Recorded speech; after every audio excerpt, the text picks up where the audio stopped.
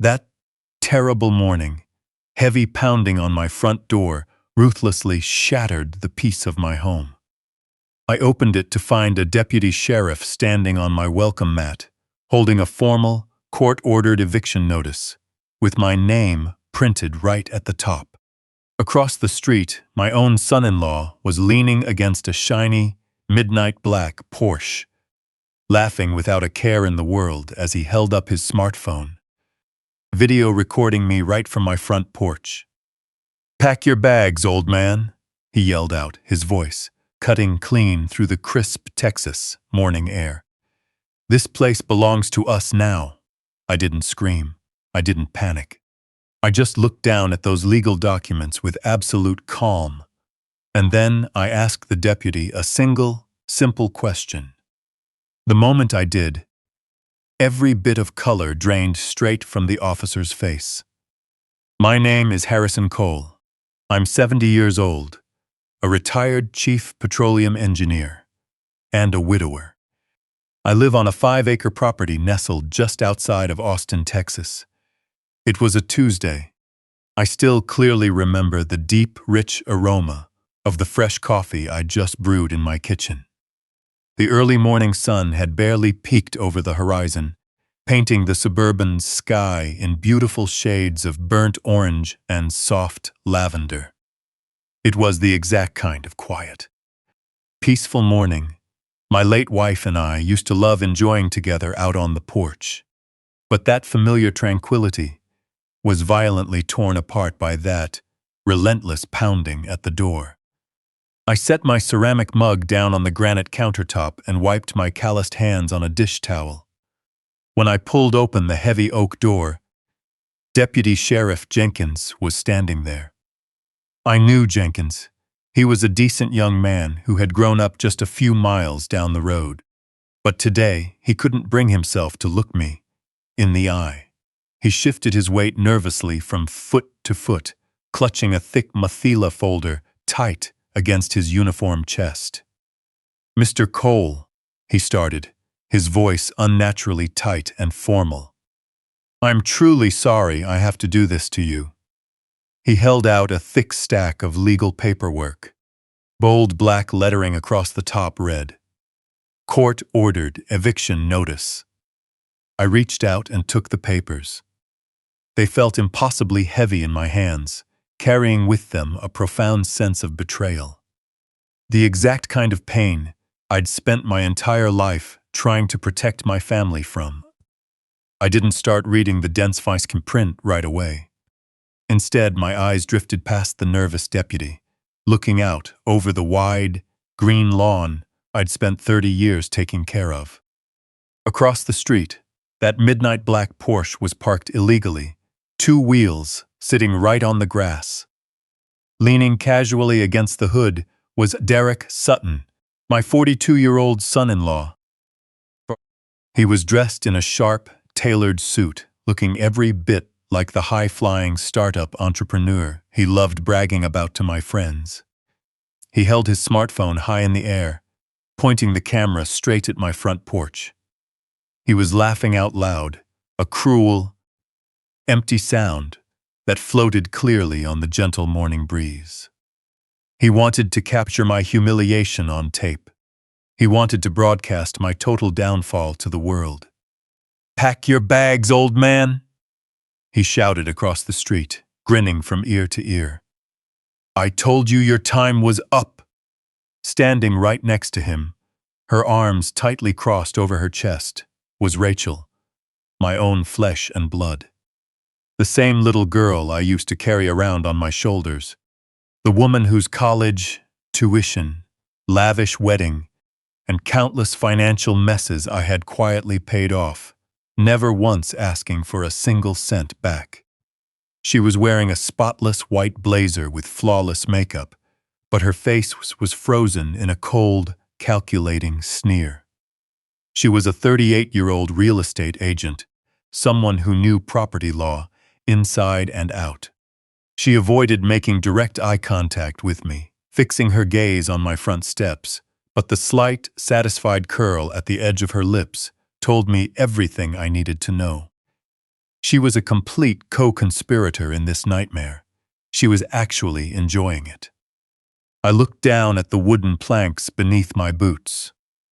30 years ago, I put every single nail into this porch with my own 2 hands. I spent entire weekends measuring, cutting, and sanding these heavy oak boards, just so Rachel would have a safe place to play with her dolls. I built this house from the foundation up, wanting it to be a permanent fortress for our family. And now, my own blood was standing across the street, waiting to watch law enforcement drag me out, expecting me to walk away with nothing more than the clothes on my back and a single suitcase. They thought they had successfully backed a helpless old man straight into a corner. But they had made a catastrophic mistake. I spent my entire career managing massive offshore oil rigs. I was a chief engineer in charge of billion-dollar operations out in the middle of unforgiving oceans. My daily job was analyzing incredibly complex structures, predicting catastrophic failures, and eliminating deadly risks before they could ever happen. I was rigorously trained to spot structural flaws, whether they were hidden in a deep-water drilling platform or sitting right inside the greedy human nature of the people standing before me. I don't panic under pressure. I observe. I calculate. I survive. And right now, looking at the smug grin plastered across Derek's face and the icy indifference in Rachel's stance, I felt every last drop of warmth I had left as a father completely evaporate.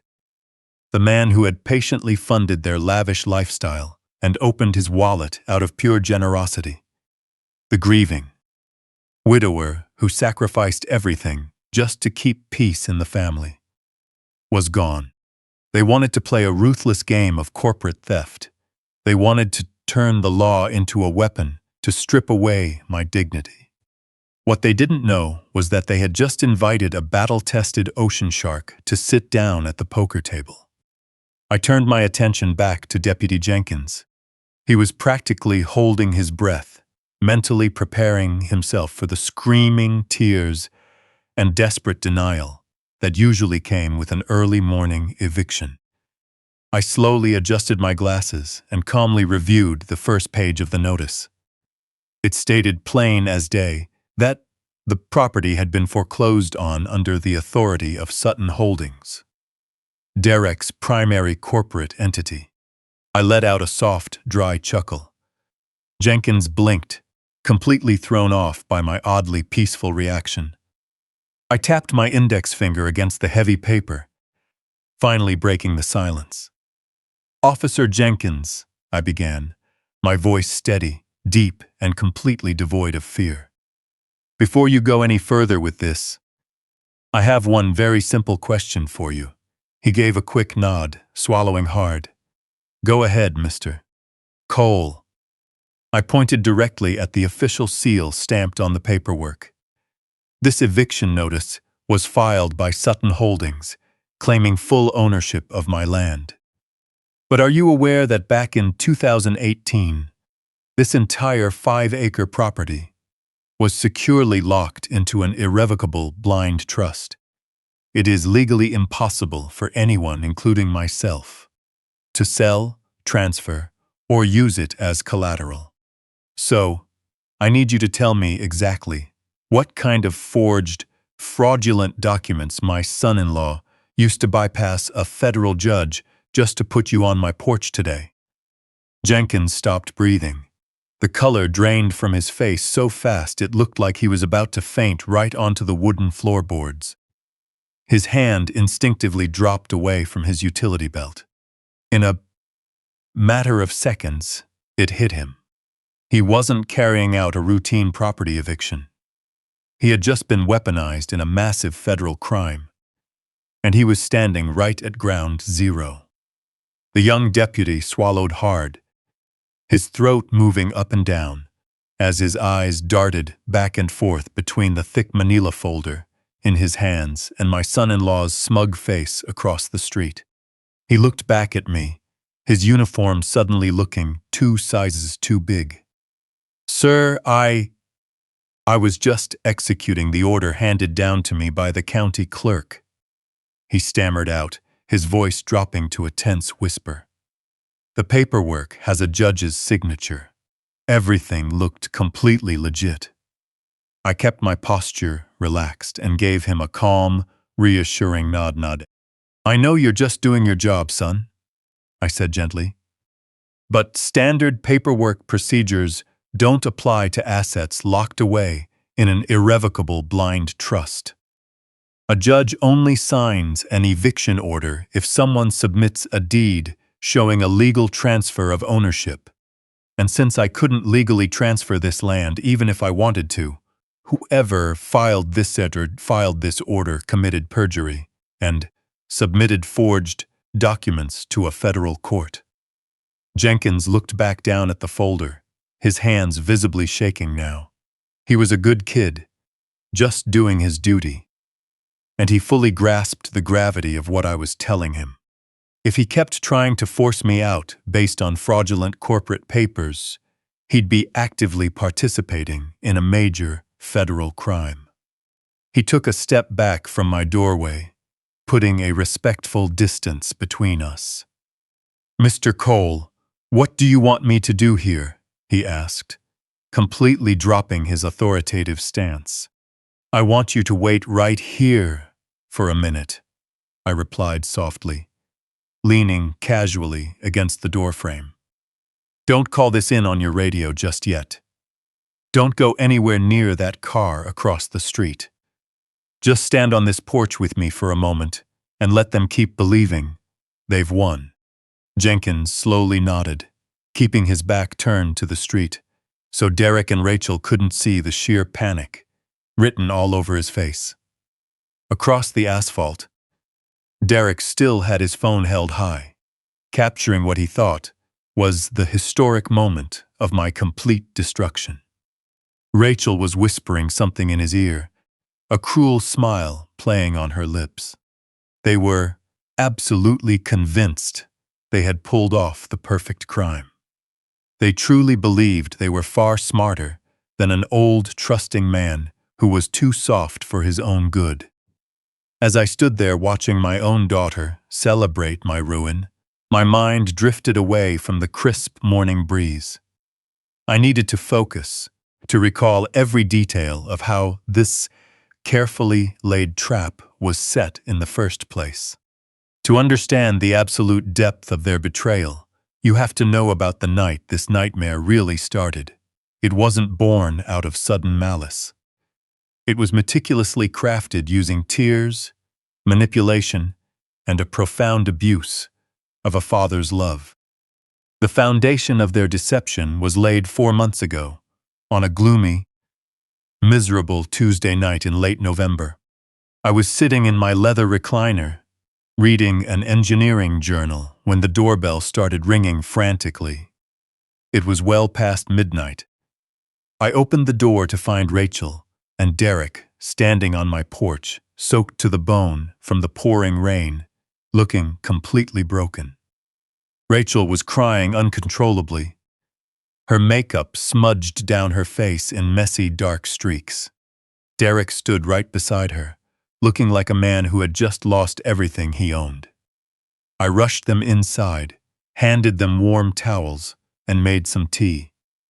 Derek sat at my kitchen table, staring blankly down at his hands. He told me his tech startup was on the verge of a total, catastrophic collapse. He claimed a former business partner had filed a malicious lawsuit against him, freezing all of his corporate assets. He said astronomical legal fees were bleeding them dry, and if they couldn't secure a massive emergency loan from the bank within a week, they'd lose their house and face absolute bankruptcy. Rachel reached across the oak table and grabbed my hands tightly. Her fingers were ice cold. She looked at me with a desperate, heartbreaking expression. "Dad, please," she sobbed, her voice breaking at just the right moments. "We have nowhere else to turn. The banks won't give us a loan because Derek's assets are frozen. They need to see solid collateral before approving the funds. If we don't get this money, we're going to end up on the street. Mom always told you to take care of me. Please, don't let us lose everything. Hearing her bring up her late mother's name felt like a heavy punch straight to my chest. My wife had been the heart of our family, and my wife had been the heart of our family. She held my hand and made me promise to always look out for our little girl. Rachel knew exactly which emotional buttons to push. She knew my grief was a quiet, lingering shadow, and she weaponized it with surgical precision. I asked them what they needed me to do.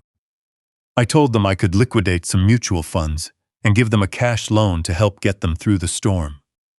Derek shook his head, running his hands through his damp hair.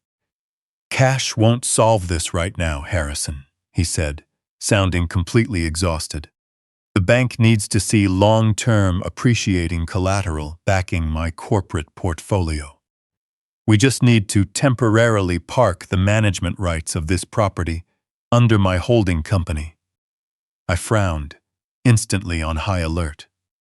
I told them I couldn't do that, explaining that these 5 acres were my sanctuary. Derek quickly tried to calm me down, holding his hands up defensively. No, Harrison, you are misunderstanding. We don't want ownership.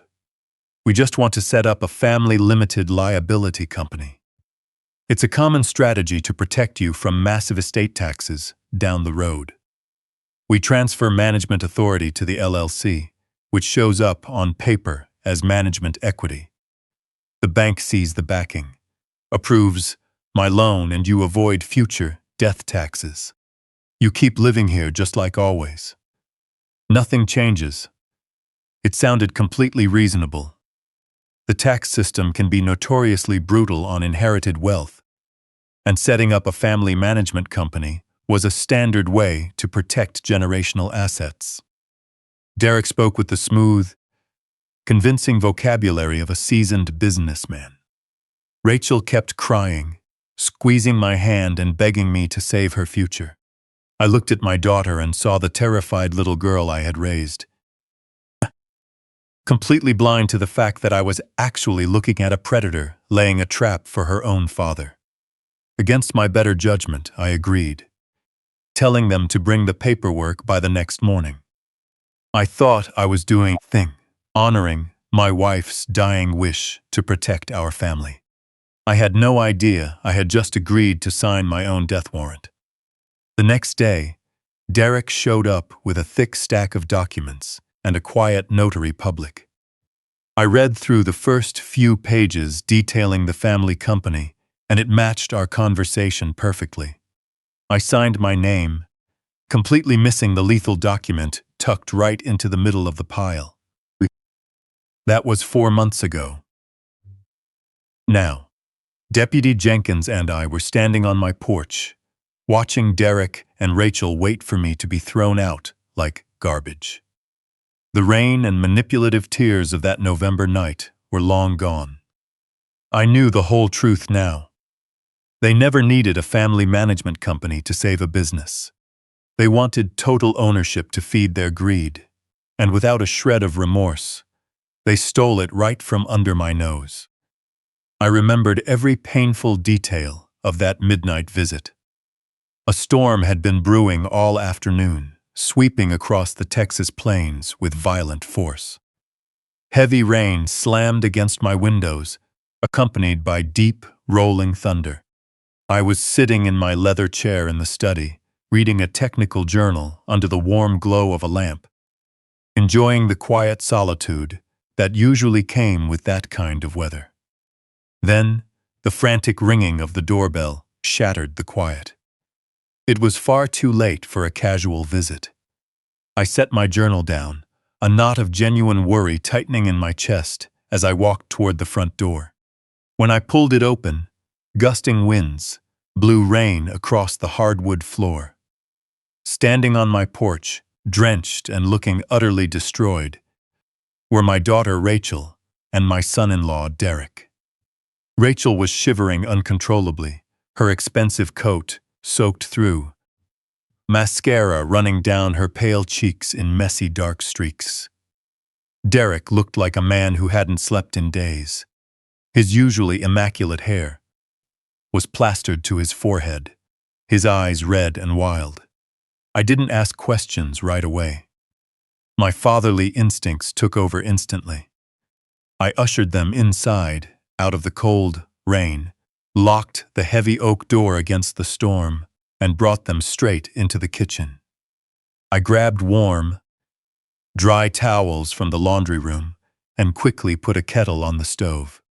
The entire time, Rachel kept crying, burying her face in her hands, her shoulders shaking with heavy, dramatic sobs.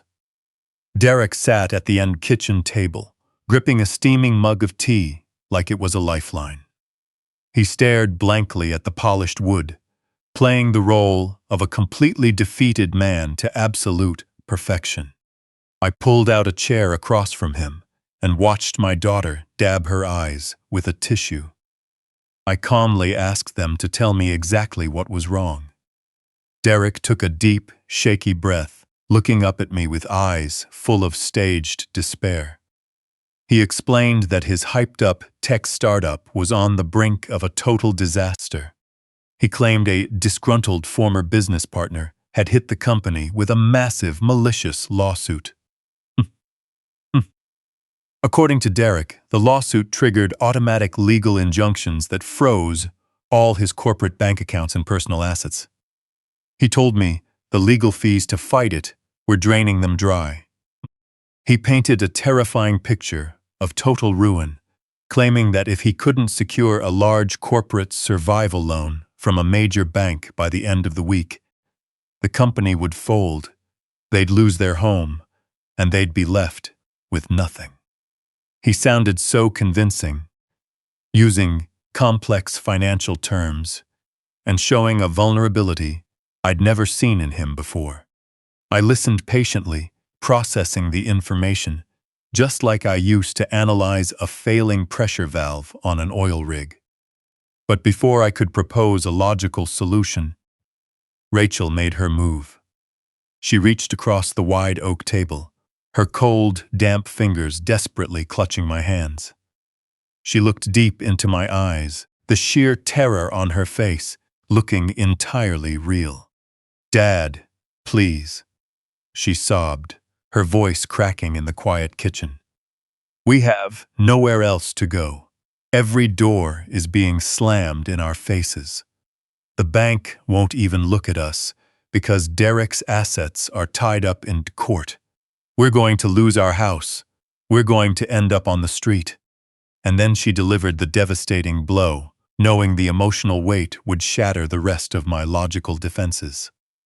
"Mom always told you to take care of me, Dad," she whispered softly, tears streaming down her face. "She made you promise never to let me fall. Please, don't let us lose everything we worked so hard for." Hearing her invoke her late mother's memory felt like a direct blow to the chest. My beautiful wife was the absolute heart and soul of our family. In her final days in that sterile hospital room, holding my hand tightly, she looked at me with fading eyes and made me promise to always look out for our little girl. Rachel knew exactly how heavy that promise weighed on my heart. She knew my grief was a quiet, lingering shadow, and she weaponized it against me with cold, surgical precision. My protective instincts completely overruled any lingering doubts. I looked at my weeping daughter and the seemingly broken man sitting beside her. I told them to take a deep breath and promised I wouldn't let them lose their home. I wouldn't let them lose their home. I offered to immediately liquidate a large portion of my mutual funds. I told them I could write a personal check right then. A substantial cash loan to carry them through until the lawsuit settled and their corporate accounts were unfrozen. But Derek quickly shook his head, running a restless hand through his damp hair. "Cash won't solve the structural issue right now, Harrison," he said, sounding utterly exhausted. The bank examiners don't want a temporary cash injection. They need to see long-term, appreciating collateral backing my corporate portfolio. They need a solid, tangible asset on the books to approve the kind of funding required to save the company. I frowned, my engineering brain immediately raising a red flag. I told them plainly that I couldn't put my property up as collateral. I explained that this 5-acre estate was my permanent sanctuary, and the legacy I intended to leave behind. Derek quickly tried to calm me down, holding his hands up defensively in a completely submissive posture. "No, Harrison. You're totally misunderstanding what we're trying to do here," he insisted softly. "We don't want ownership of your home. We would never ask you to risk your sanctuary. We just want to set up a family LLC. It's a very standard financial tool." He smoothly explained that we would only be temporarily parking the management rights of the property under his holding company. He leaned in a bit closer, dropping his voice to a quiet, professional whisper. He claimed it was a common strategy designed specifically to help me avoid massive estate taxes down the road when I passed away. He explained that transferring management authority to a new corporate entity would allow the property to show up on his balance sheet as management equity. The bank would see that solid backing and approve his emergency loan, while I would simultaneously protect my estate from death taxes that could otherwise consume my legacy. "You keep living right here, just like you always have," he promised solemnly, looking me straight in the eye. "Nothing changes for you, but you save our lives in the process." It sounded completely reasonable. The American tax system can be notoriously brutal on inherited wealth, and setting up a family management company was a widely accepted way to protect generational assets. Using the smooth, convincing jargon of an experienced businessman, he hid a deadly trap behind the illusion of fiscal responsibility and family love. I completely failed to see the sharp, poisonous hook hidden inside their desperate pleading. The next morning, the storm had passed, leaving behind a deceptively bright and clear Texas sky. I was standing by the kitchen counter, pouring my first cup of black coffee, when the heavy tires of Derek's rented SUV crunched over my gravel driveway. He didn't come alone. Accompanying him was a man he introduced as his corporate notary, a nervous, sweaty guy named Craig who looked like he hadn't slept in a week. Craig wore an ill-fitting, cheap gray suit that gave off a faint smell of stale smoke and bad cologne. He held a thick, leather briefcase tight against his chest, as if it were packed with state secrets, his eyes scanning my home with an uncomfortable mix of curiosity and greed. Normally, seeing someone so unprofessional handling sensitive financial matters would have set off every alarm bell in my head. Throughout my years managing engineering contracts, I dealt exclusively with top-tier legal professionals, men and women of impeccable conduct. But my mind was blinded by the raw, lingering image of my daughter sobbing on my kitchen floor just hours earlier. I was operating as a tired, grieving father, drained by the emotional ordeal of the night before and desperate to restore peace to my family. I just wanted Rachel to stop crying. I wanted to fulfill the final promise I made to my late wife. Derek guided Craig over to the wide oak table and motioned for him to open his briefcase. Unlocking the brass clasps, Craig pulled out a daunting stack of legal papers and set them squarely in front of my chair. Derek stood behind him, hovering over the table with a tense, coiled energy. He wore a practiced smile, but I could see a fine sheen of sweat on his forehead. "Harrison, Derek said in a smooth, incredibly respectful tone. "I don't even know how to thank you for doing this. We had our legal team draft these documents overnight to make sure we hit the bank's deadline. As we discussed, this is strictly the formation of the family LLC and the authorization to move the management of this estate into the corporate portfolio." He pointed to the first page, his neatly manicured finger sliding across lines of dense, obscure legal text. He launched into a highly technical explanation of the tax code, throwing around terms like generational wealth transfer, asset protection shields, and trust management buffers. It all sounded deeply sophisticated. The logic of avoiding massive estate taxes upon my eventual passing made complete sense on the surface. It was a strategy used by wealthy families all across the country to protect their assets. I had no reason to suspect that a man who had sat at my Thanksgiving table for 10 years would use legitimate tax strategies as a smokescreen for blatant theft. I sat down at the table and picked up the heavy brass pen. Craig nervously set out for me. Adjusting my reading glasses, I began flipping through the pages. There were at least 50 pages of dense, single-spaced text. I carefully read through the first few sections. They detailed the formation of Sutton Family Holdings and outlined my role as a passive beneficiary, with Derek serving as the managing director. It aligned perfectly with what we had discussed. This was merely a temporary fix to rescue his company from a malicious lawsuit, a bureaucratic hurdle to prove to bank examiners that his portfolio had substantial backing. Seeing that legitimate legal language at the start of the stack lulled me into a false sense of absolute security. I let my guard down, letting my exhaustion and fatherly devotion overrule my analytical training. Derek leaned in closer, his voice low and soothing. "Just initial at the bottom of each page, Harrison, and then sign where the yellow flags are. It's mostly boilerplate language required by the state of Texas for LLC formation." Craig leaned forward and opened his ink pad, preparing his official notary seal. I began signing. I initialized page after page of bureaucratic filler, the tip of my pen scratching rhythmically in the quiet kitchen. I thought of Rachel's desperate pleading. I thought of my promise to her mother.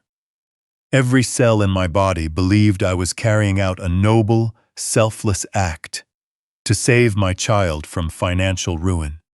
I was completely, blissfully unaware of the lethal document expertly tucked right into the middle of that stack.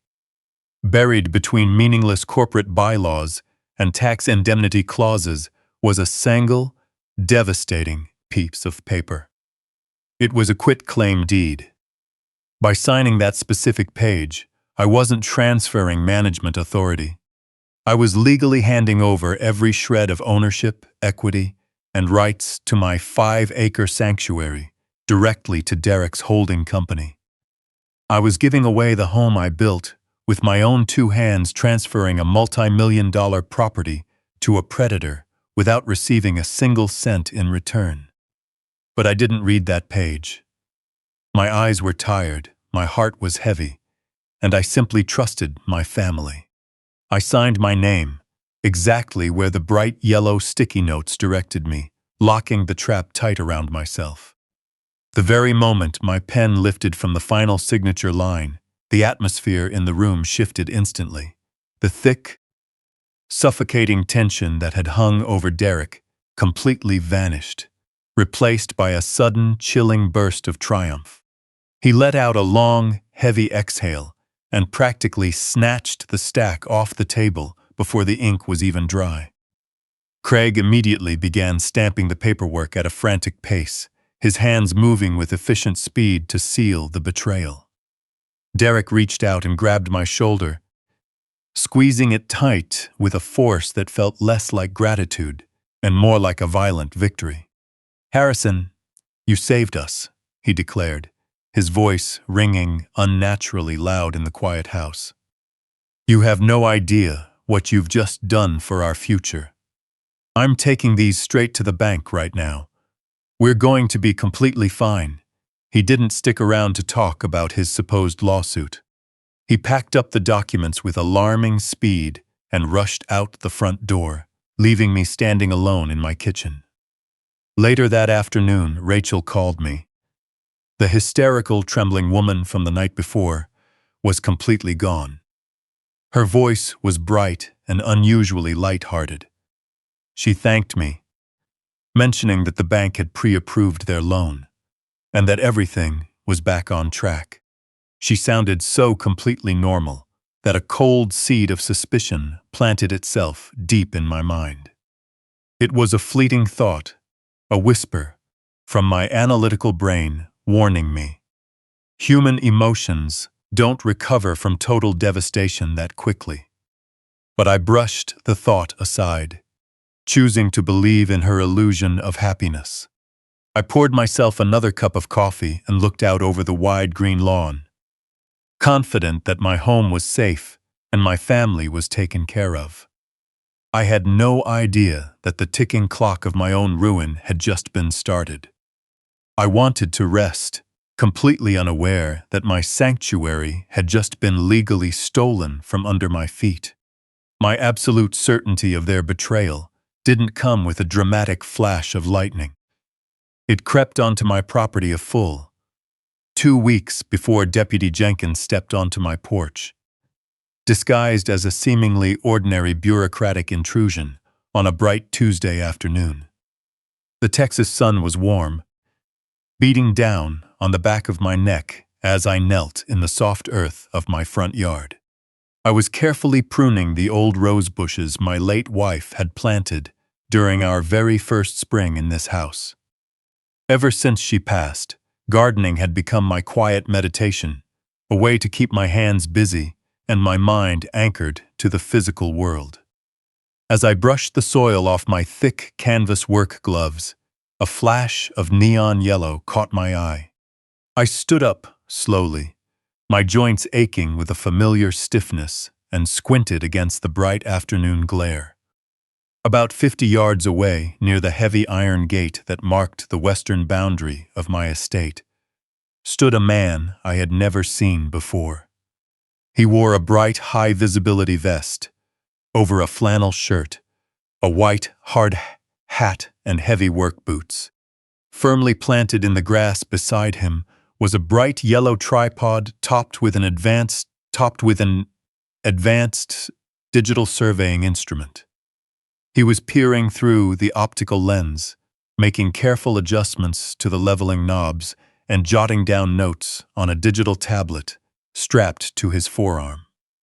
My initial thought was that he was a county surveyor.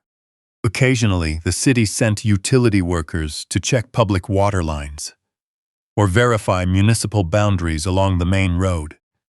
I assumed he had simply crossed a few yards past the public easement onto my private lawn by mistake. I wiped the sweat from my forehead, grabbed my wooden walking stick from the porch, and walked across the lawn toward him, intending to offer a polite correction. As I approached, the crunch of my boots on the dry grass alerted him to my presence. He stepped back from his equipment, shielded his eyes from the sun, and gave me a polite, professional nod. "Afternoon, sir," he greeted pleasantly. "You've got a beautiful piece of land here." I nodded in return, stopping about 10 feet from his setup. "Thank you," I replied, keeping my tone completely friendly. "I take a lot of pride in maintaining it, but I do have to ask, what brings you to this side of the gate?" "The county boundary ends at the pavement about 30 feet back. This is strictly private residential property." The surveyor offered a confused, slightly apologetic smile. He tapped the screen of his rugged tablet, scrolling through a document I couldn't see. "I apologize if I'm disturbing you, sir," he said, frowning as he read the screen. "But I'm actually not with the county. I'm an independent commercial contractor, hired by First National Bank. I was sent out to conduct a full topographical survey and commercial assessment for this specific parcel. My heart sank heavy and slow in my chest, but my posture remained completely rigid. An engineer doesn't yell when he encounters an anomaly. He gathers more data. A commercial assessment? I asked, keeping my voice steady despite the cold chill creeping up my spine. That makes no sense at all.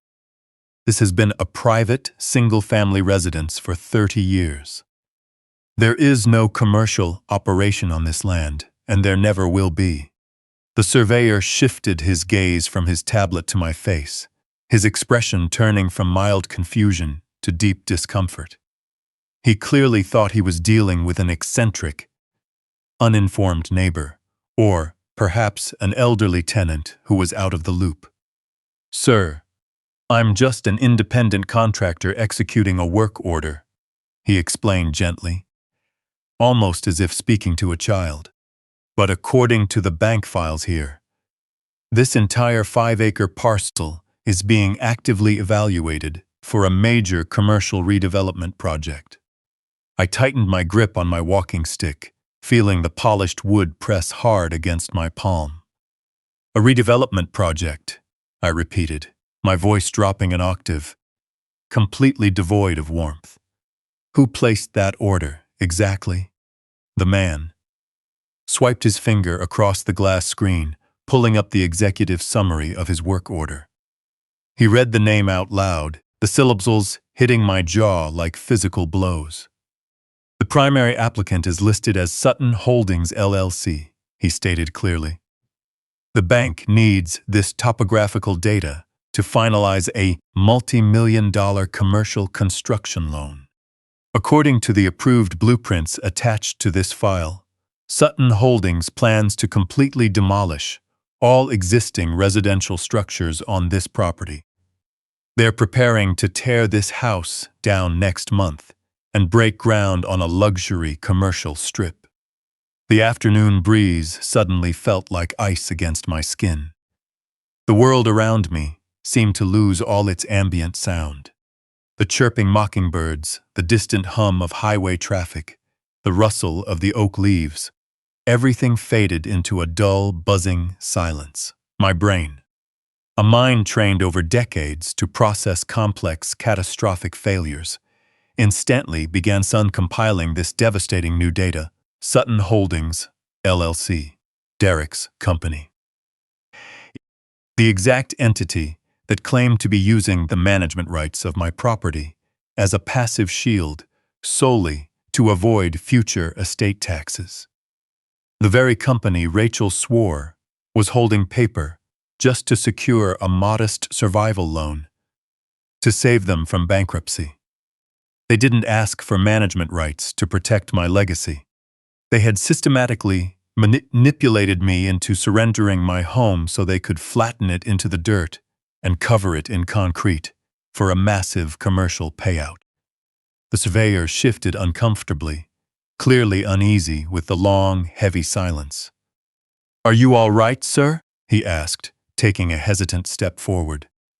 "Is there someone I should call for you? Are you a tenant here?" His question snapped me back to reality. I looked at the digital surveying lens pointed directly at the home where I raised my daughter. The front door of the house where my wife drew her final breath. I took a slow, deep breath, forcing the violent storm of rage and heartbreak deep into the pit of my stomach. I locked it away behind a vault built from sheer, unbreakable self-control. "I'm fine," I said, my voice eerily calm and meticulously measured. "I'm not a tenant, I'm the man who built that house. I appreciate you clarifying your presence today. You're just doing your job, and I won't interfere with your work. Please finish up and have a safe afternoon." I turned my back on the surveyor and began the long walk back to my front porch. Every step across the manicured lawn felt entirely different than it had 10 minutes ago. The land beneath my boots no longer felt like my sanctuary. It felt like a battlefield. Stepping onto the wooden boards of the porch, my boots felt infinitely heavier. I didn't sit in my usual rocking chair.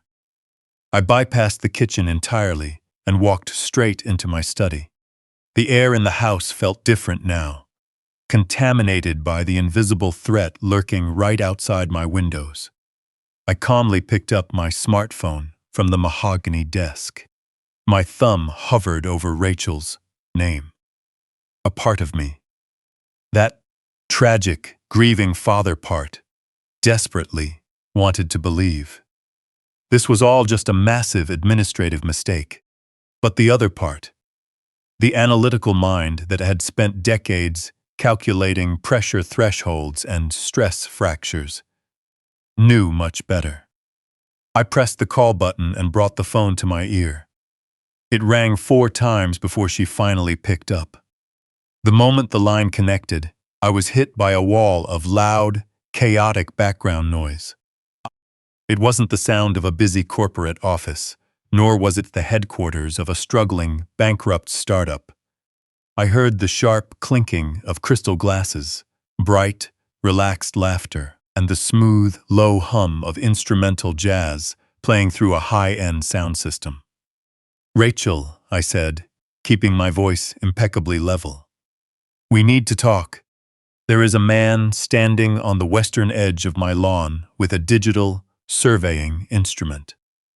He told me he's conducting a commercial topographical survey for Sutton's Holdings. There was a brief pause on the line. I heard her cover the microphone for a split second, likely whispering something to Derek. When she came back, her tone was dripping with that condescending, overly patient sweetness people reserve for toddlers or dementia patients. "Dad," she sighed, letting out a heavy, breathy exhale. "You're getting confused again. I talked to you about this, remember? It's just a routine tax evaluation. It's part of the family management company process we set up to protect your legacy. You don't need to worry your old heart over this. Just let the man do his job and go back to pruning your garden. Everything is fine." In the background, a crisp, cheerful voice made an announcement over a public address system. The words were slightly muffled, but I distinctly caught the phrase, "fresh snow on the peak." They were at a ski resort. They were in Aspen. "Rachel," I continued, deliberately ignoring her patronizing tone, "the county tax assessor doesn't use commercial redevelopment blueprints. This man clearly stated that Sutton Holdings is planning a demolition for a luxury shopping center." Her tone instantly tightened, losing its sugary coating. "Dad, honestly, you're overthinking things. Banks use generic commercial forms for large plots of land. It's purely bureaucratic paperwork. Derek is handling all the complicated financial structuring, so you don't need to stress yourself out over it. We're in a very important meeting with a potential investor right now. I really have to go. Go make yourself a cup of tea, okay? Love you." The line went dead. A hollow, rhythmic dial tone echoed through the quiet study. I set the phone down softly on the desk. I didn't slam it. I didn't curse, and I didn't punch a wall. Instead, a deep, chilling sense of absolute clarity washed over my entire body. For 35 years, I served as a chief petroleum engineer. My entire professional existence was dedicated to identifying anomalies. When you're running a deep-water oil rig, a microscopic crack on a pressure valve can trigger a multi-million-dollar failure and a catastrophic explosion. You are trained never to ignore the data, no matter how much you wish the readings were wrong. You look at the math, you analyze structural integrity, and you trust the evidence over the story. Standing in my quiet study, I applied that exact same rigorous methodology to my own daughter and son-in-law. I started running the numbers in my head. Data point 1. 4 months ago, Derek sat at my kitchen table swearing his tech company was being choked out by a malicious lawsuit. He claimed his assets were frozen and bankruptcy was imminent. Data point 2. Just 2 weeks ago, Derek pulled into my driveway to drop off groceries driving a brand new, custom Porsche. When I casually brought it up, he quickly claimed it was just a temporary corporate lease, a necessary expense to maintain appearances for clients. Data point 3. Rachel had just answered my call from a luxury ski resort, claiming she was meeting with investors on a Tuesday afternoon over cocktails. The structural integrity of their story was completely collapsing under its own weight. Bankrupt people don't lease six-figure luxury sports cars. People facing total financial ruin don't take midweek vacations to upscale ski resorts. The math didn't add up. The pressure readings were completely off. They weren't drowning in debt. They were flush with cash. My mind raced back to the night they begged for my help. I had offered them my liquid savings. I offered to write a personal check to save them from eviction. Derek adamantly refused. He didn't want cash. He specifically needed the deed to my property. He needed the physical land. He needed the asset. The surveyor hadn't made a mistake. The blueprints in his hands were absolute reality. Derek and Rachel had deliberately manipulated my grief. They used my deep love for my late wife and my vow to protect our daughter as a psychological crowbar to pry the deed of my home straight out of my hands. They orchestrated a perfectly legal illusion to steal a multi-million-dollar estate, fully intending to bulldoze my only remaining physical connection to the past. I walked over to the wide bay window and looked out at the front lawn. The surveyor was packing up his bright yellow tripod, finishing his task for the day. He was securing the final data points needed to seal my fate. The grief that had held my heart tightly for the last 4 months began to harden, crystallizing into a dense, impenetrable layer of cold resolve. I was no longer a grieving widower, trying to keep his family whole. I was an engineer investigating a major structural failure. My daughter and her husband thought they had successfully bypassed all my defenses. They believed my age had made me blind, deaf, and compliant. But an engineer never relies on assumptions. An engineer needs physical proof. I knew exactly what I needed to do next. I needed to see the blueprint of their betrayal with my own eyes. I needed raw data. I needed to visit their empty house today. The truth was waiting in the shadows, and I was fully prepared to drag it into the light. I walked toward my heavy-duty pickup truck, my mind locked onto a single, undeniable objective. The drive from my rural estate to the upscale townhouse Derek and Rachel rented took nearly 40 minutes. The closer I got to that affluent suburb, the more the anger in my chest solidified. I brought along a stack of mail that had been mistakenly delivered to my address a few days prior. A completely plausible excuse for an unexpected fatherly visit. If they happened to be home, I would simply hand over the envelopes, smile warmly, and leave. But the instincts forged over decades of predicting the unpredictable told me the house would be empty. Rachel claimed to be in a meeting with investors, and the background noise firmly placed her at a luxury ski resort. Derek was almost certainly with her, celebrating their upcoming windfall. I pulled onto their picture-perfect, tree-lined street and parked my truck 2 houses down. The neighborhood was painfully quiet, filled with manicured hedges and expensive cars.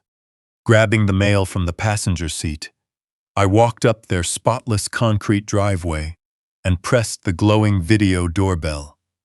I waited, counting the seconds in my head. I pressed it a second time.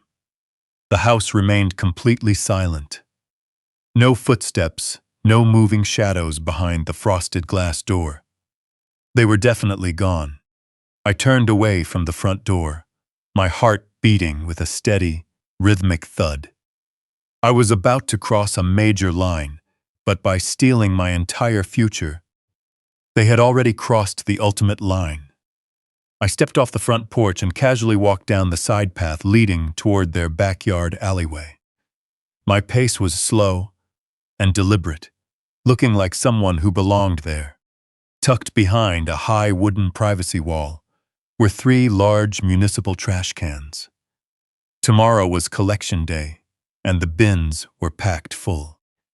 In the corporate engineering world, when you suspect catastrophic malfeasance, you don't just ask the guilty party to voluntarily confess. You search for discarded data. You audit the waste. I lifted the heavy plastic lid of the black recycling bin. Beneath a layer of imported wine bottles and expensive takeout boxes, I saw exactly what I was hoping to find. There were 2 tightly tied plastic shopping bags stuffed with shredded paper. I didn't hesitate. I reached in, grabbed the plastic handles, and quickly carried them back to my truck.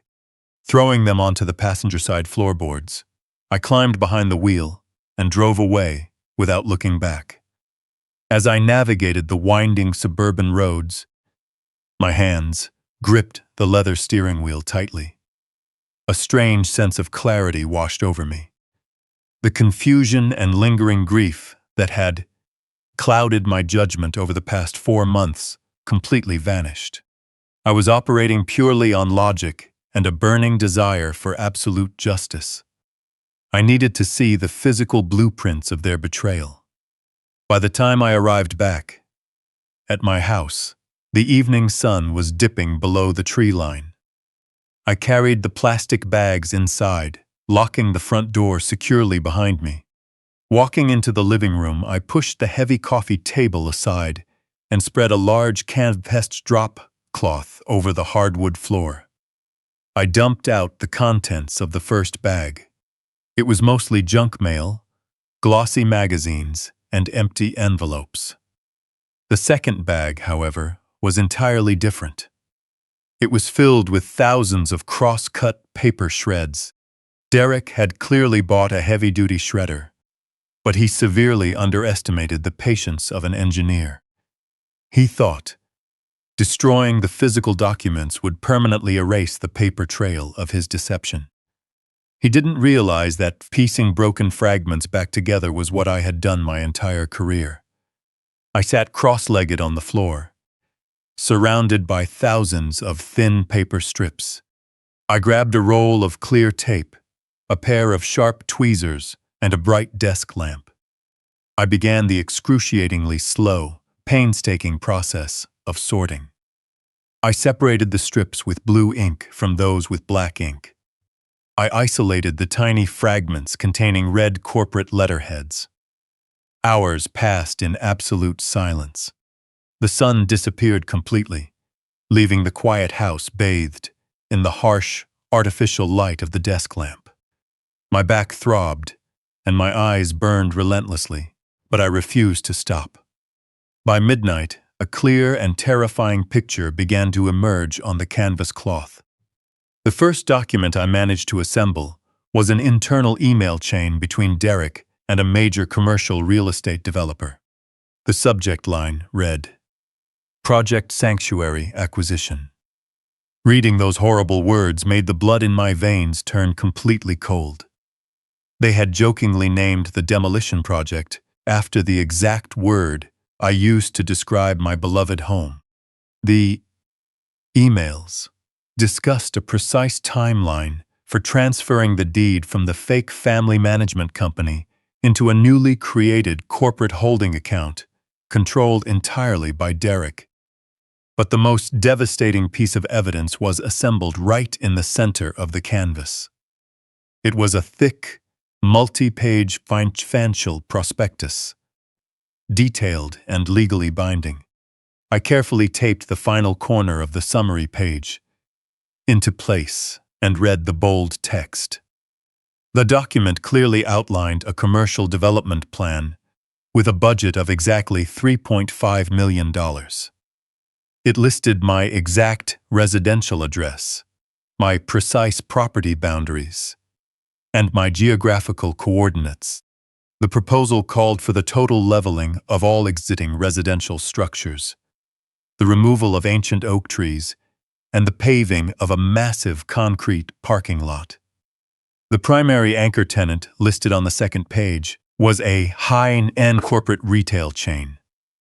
My home, my sanctuary, wasn't being managed to protect my legacy from taxes. It was scheduled for total, irreversible demolition in less than 30 days.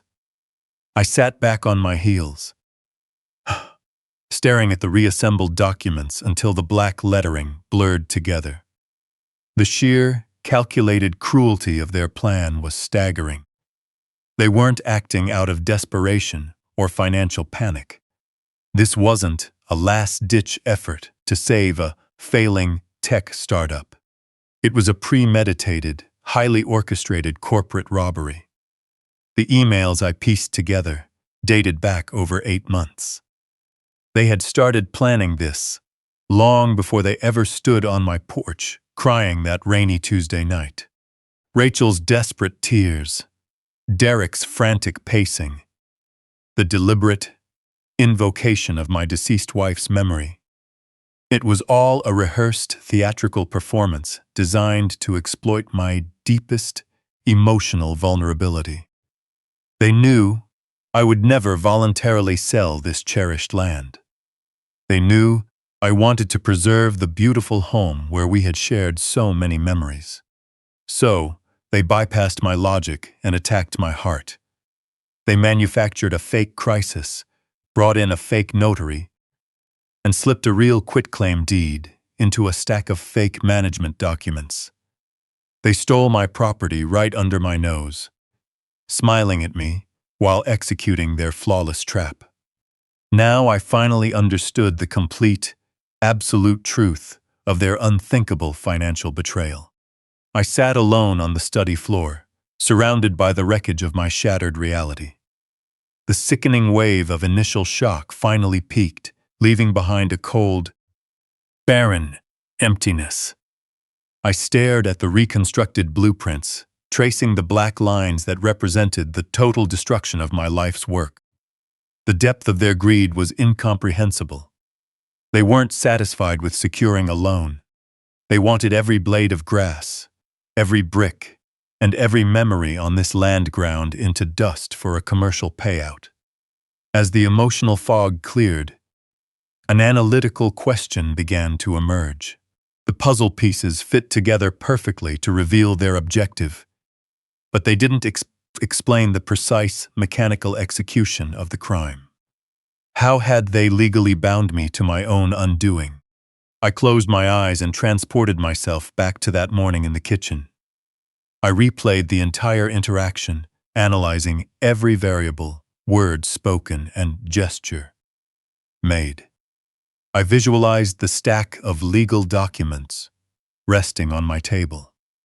I remembered Derek hovering over my shoulder, his voice calm, as he pointed at those bright yellow sticky notes. I remembered Craig, the sweating notary, gripping his stamp like a weapon. The architecture of their deception slowly revealed itself. The top few pages of that document stack were completely legitimate. They detailed the formation of Sutton family holdings, filled with the standard boilerplate language we had discussed. I read those initial pages, confirming they aligned with the narrative of a temporary management transfer to avoid estate taxes. By the time I reached the middle of the pile, my eyes were tired and my heart was heavy from my daughter's manufactured tears. I stopped reading the fine print. I simply trusted them. I moved my pen from one yellow tab to the next, initialing and signing wherever Derek directed. That was the exact moment they executed the bait and switch. Deeply buried between mind-numbing corporate bylaws and tax indemnity clauses was that lethal quitclaim deed. It was a document designed to sever my ownership and instantly transfer all legal title of my 5-acre estate directly into Derek's corporate holding account. By signing that specific page, I voluntarily surrendered a multi-million-dollar property without receiving a single penny in compensation. Craig was there to provide official state acknowledgement, stamping his notary seal to ensure the fraudulent transfer was airtight and legally binding. They had weaponized my love, my exhaustion, and my trust to bypass my logical defenses. My hands curled into tight fists, fingernails pressing hard into my palms. A dark, primal urge burned deep in my chest. My first instinct was to stand up, grab my truck keys, and drive straight to their upscale townhouse. I wanted to kick their front door off its hinges. I wanted to throw the reassembled blueprints onto their expensive glass coffee table, and demand to know how my own daughter could do this to me. I wanted to scream until my lungs burned, confronting them with the undeniable physical evidence of their sickening betrayal. I wanted to watch that smug, arrogant smile melt off their faces as they realized their flawless plan had been completely exposed. But my engineering training instantly slammed the brakes on that emotional impulse. When you discover a massive failure in a highly unstable system, you don't immediately start hitting the pipes with a hammer. A sudden, uncontrolled reaction causes the entire structure to violently explode. If I confronted Derek and Rachel now, I would completely surrender my only tactical advantage. I would be revealing my hand. Derek was a crafty, slippery corporate manipulator. If he realized I had discovered the fraudulent quitclaim deed, he wouldn't simply apologize. He would immediately shift into defensive mode. He would destroy any remaining digital evidence. He would transfer the commercial loan funds to offshore accounts and hire a ruthless team of defense attorneys. They would spin a narrative painting me as a confused, senile old man who willingly signed over his property. They would bury me in prolonged litigation until I ran out of money, leaving me forced off my land anyway. I took a slow, deep breath, consciously regulating my heart rate. The loving, trusting father, who desperately wanted to protect his little girl, died right there on the study floor. That man was gone, buried under the fragmented evidence of his daughter's extreme greed. Emerging from that canvas cloth was a completely different entity. I was no longer a grieving widower. I was a cold, calculating hunter staring down my prey. I carefully gathered the pieced-together documents. Folding the damning commercial blueprint with meticulous precision. I walked over to the heavy safe hidden behind the bookshelf in my study, spun the combination dial, and locked the evidence securely inside. I collected the remaining paper shreds, stuffed them into a thick trash bag, and tied it tight. I erased every single trace of my investigation. I had to maintain the illusion of compliance. I had to keep playing the role of the oblivious, helpful father who believed his family was finally safe and secure. I walked into the kitchen and poured the remaining cold coffee down the stainless steel sink. I stared at my reflection in the dark kitchen window. The man looking back at me was tired, but his eyes were sharp, lethal, and completely focused. If Derek wanted to play a high-stakes game of corporate theft, I needed to upgrade my arsenal. I couldn't go into a complex legal battle with just my engineering background and a bag of reassembled trash. I needed someone who understood the dark mechanics of commercial real estate fraud, inside and out. I needed a professional who could systematically dismantle Derek's holding company, freeze his assets, and expose his forgery to federal authorities without giving him a single second to react. I didn't need a neighborhood family lawyer.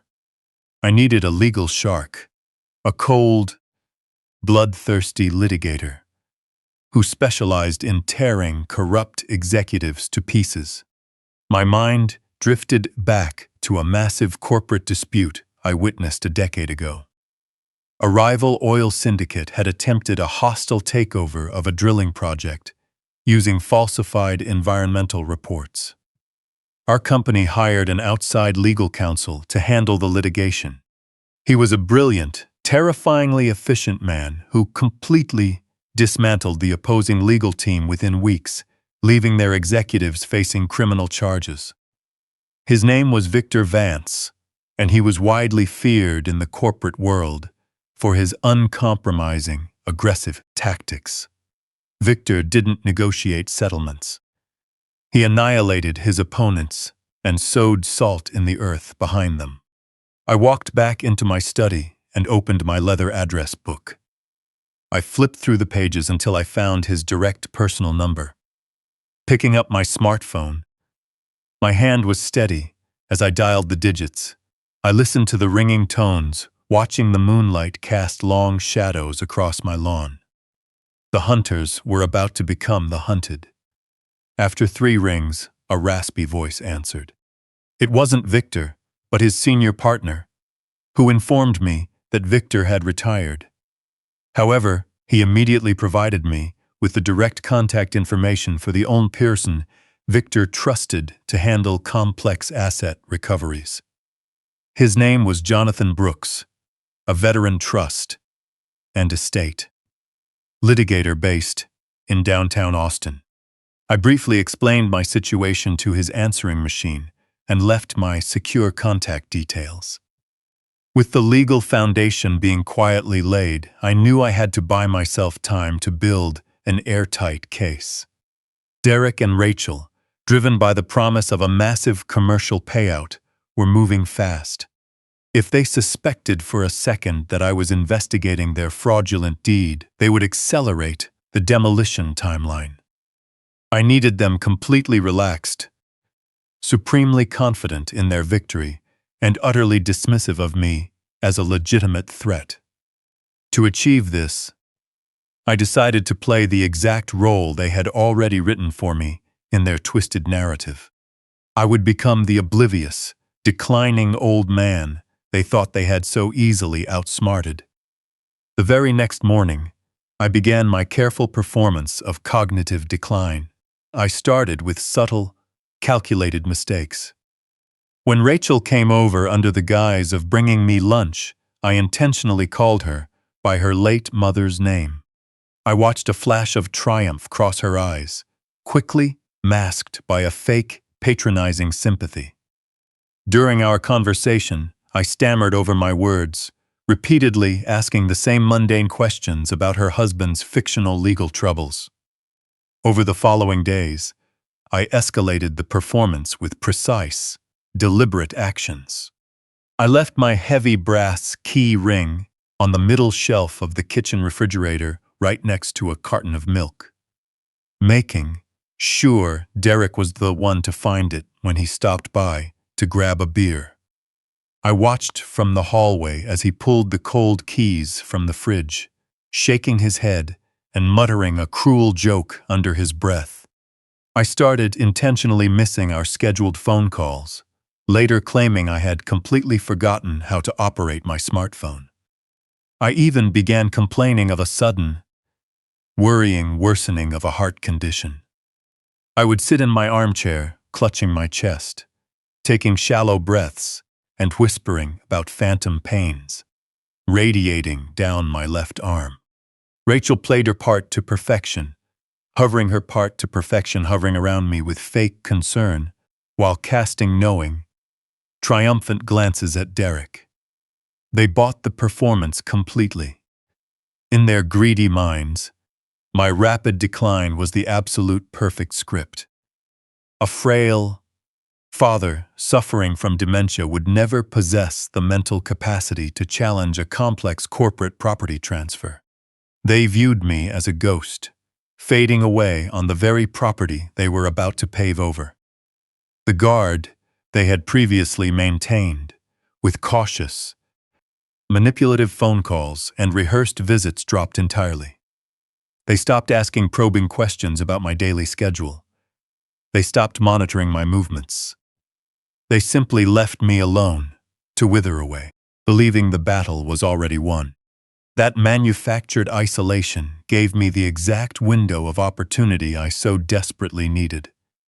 On a crisp Thursday morning, while Derek and Rachel were supposedly in another vital meeting with their fictional investors, I launched my counteroffensive. I put on a simple, unassuming gray suit, making sure I looked like any ordinary elderly gentleman heading out for a routine doctor's appointment. I left my usual smartphone sitting right on the kitchen counter, well aware that Derek had likely installed location tracking software on it, under the guise of monitoring my failing health. Instead, I grabbed a burner phone I'd bought with cash a few days prior, slipping it securely into my jacket pocket. I climbed into my heavy-duty truck and pulled out of my gravel driveway, my heart beating in a steady, calculated rhythm. I didn't drive directly toward the towering glass skyscrapers of downtown Austin. Instead, I took a winding route down country backroads, constantly checking my rearview mirror. Eventually, I merged onto the highway, seamlessly blending into the flow of traffic. Approaching downtown, I deliberately avoided the expensive parking garages near the legal district, opting to park 3 blocks away in a dimly lit municipal structure. Paying the parking fee in cash, I turned up my collar and began my walk toward the financial center. The Austin streets were crowded with young professionals, not one of them paying any mind to the quiet older man walking among them. I moved with a purposeful stride, my mind entirely focused on the legal battle ahead. I finally arrived at a sleek, imposing building made of dark glass and polished steel.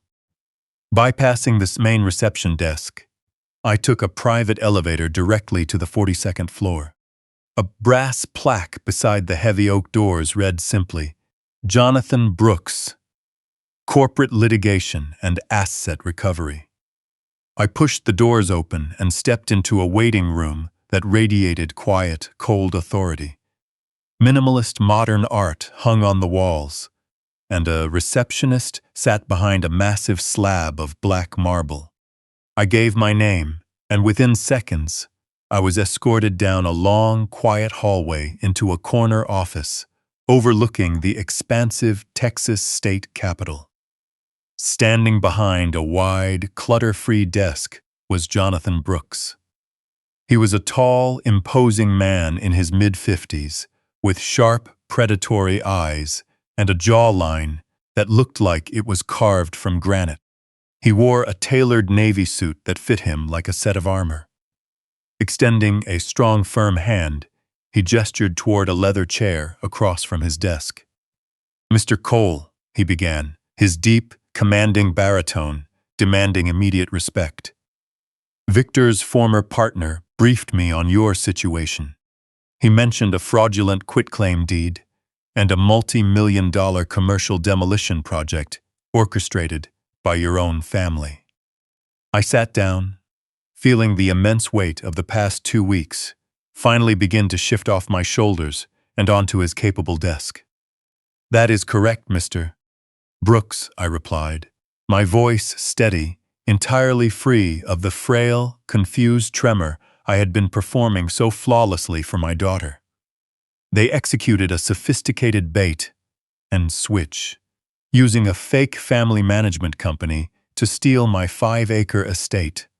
They planned to level my home in less than 30 days to build a luxury retail center."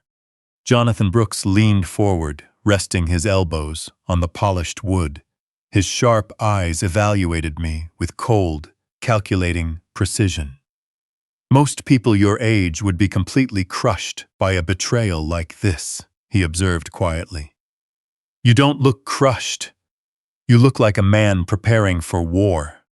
I reached into my pocket and pulled out the thick envelope containing the coordinates, corporate registration numbers, and reassembled blueprints I had pulled from Derek's trash. I set the envelope squarely in the center of his desk. I'm not crushed, I stated clearly, meeting his intense gaze. I am an engineer, and I discovered a catastrophic structural failure. I came here to hire you to dismantle their operation, freeze their assets, and sow salt in the earth beneath their feet. I want them thoroughly, permanently ruined. Jonathan Brooks didn't flinch at my declaration. A slow, razor-thin smile spread across his face. The exact kind of smile a predator wears right before launching an attack. He reached across his spotless desk and picked up the thick envelope. He didn't ask if I was sure. He didn't lecture me on the virtues of family forgiveness or suggest a quiet out-of-court settlement. He simply pressed a button on his desk phone and summoned his team of paralegals. For the next 3 hours, I sat in that leather chair and watched Jonathan turn his corner office into a command center. He mobilized forensic accountants, contacted title examiners, and bypassed bureaucratic red tape with terrifying efficiency. He didn't treat my reassembled blueprints like garbage. He treated them like a roadmap to a crime scene. I sipped cold water and watched him work, feeling whatever lingering grief I had left, as a father completely evaporate, replaced by the icy, structural logic of impending justice. By late afternoon, the setting sun cast long golden shadows across the Austin skyline. Jonathan walked back into the room holding a crisp manila folder. He sat back down heavily, his expression exceptionally grim. Opening the folder, he slid a document stamped with an official county seal across the polished wooden desk toward me. Even before I read the bold text at the top, I knew exactly what it was. It was the quitclaim deed. Jonathan pointed a silver pen at the bottom right corner of the page, tapping the glass surface of the desk for emphasis. They filed this with the county clerk just 1 day after you sat together at your kitchen table, he explained, his voice entirely devoid of emotion. Your deduction regarding their methods was spot on, Mr. Cole. They buried this total ownership transfer deep inside the standard LLC formation paperwork. Under the false pretense of setting up a tax management tool, you signed over the title to your entire estate. I stared down at my signature. The ink was dark and steady. Next to it was the official, colored stamp applied by Craig, the sweating, nervous notary who facilitated the theft. Seeing the physical document, the actual instrument of my ruin, made the betrayal feel profoundly real. Inferring their methods from bags of shredded trash was one thing, but holding state-certified proof of their deception was quite another. I traced the line of my signature with my index finger. I told him I had initialed 50 pages that morning, believing I was protecting my daughter's future. Jonathan nodded slowly, pulling another document from the folder. That notary was fully complicit, he noted firmly. He intentionally bypassed the mandatory verbal acknowledgement protocol. Under state law, he was strictly required to ask out loud if you understood you were signing a quitclaim deed surrendering your property. He skipped that mandatory step to ensure you remained entirely in the dark. This is a textbook case of fraud in the execution. However, the theft of the physical property was merely the initial phase of their operation. Jonathan leaned back in his chair, tenting his fingers. He looked at me with an expression that mixed professional respect with genuine warning. The commercial redevelopment blueprint you recovered from their trash is entirely real, but it's a long-term plan. Derek is an impatient man. He didn't want to wait for construction permits to clear before monetizing his stolen prize. He executed his second move immediately after securing the deed. Jonathan pushed a final stack of papers across the desk. These weren't county records. They were heavily redacted federal banking documents. I looked down at the top page, scanning the complex financial data. Derek took your stolen, certified quitclaim deed directly to First National Bank, Jonathan explained, his tone dropping to a dangerous whisper. He used the full, unencumbered equity of your 5-acre estate as primary collateral to secure an immediate, massive cash loan. My eyes locked onto the bold figures printed at the bottom of the banking contract. The number was staggering. Derek had successfully used my property as leverage to secure a commercial cash loan for $2.5 million.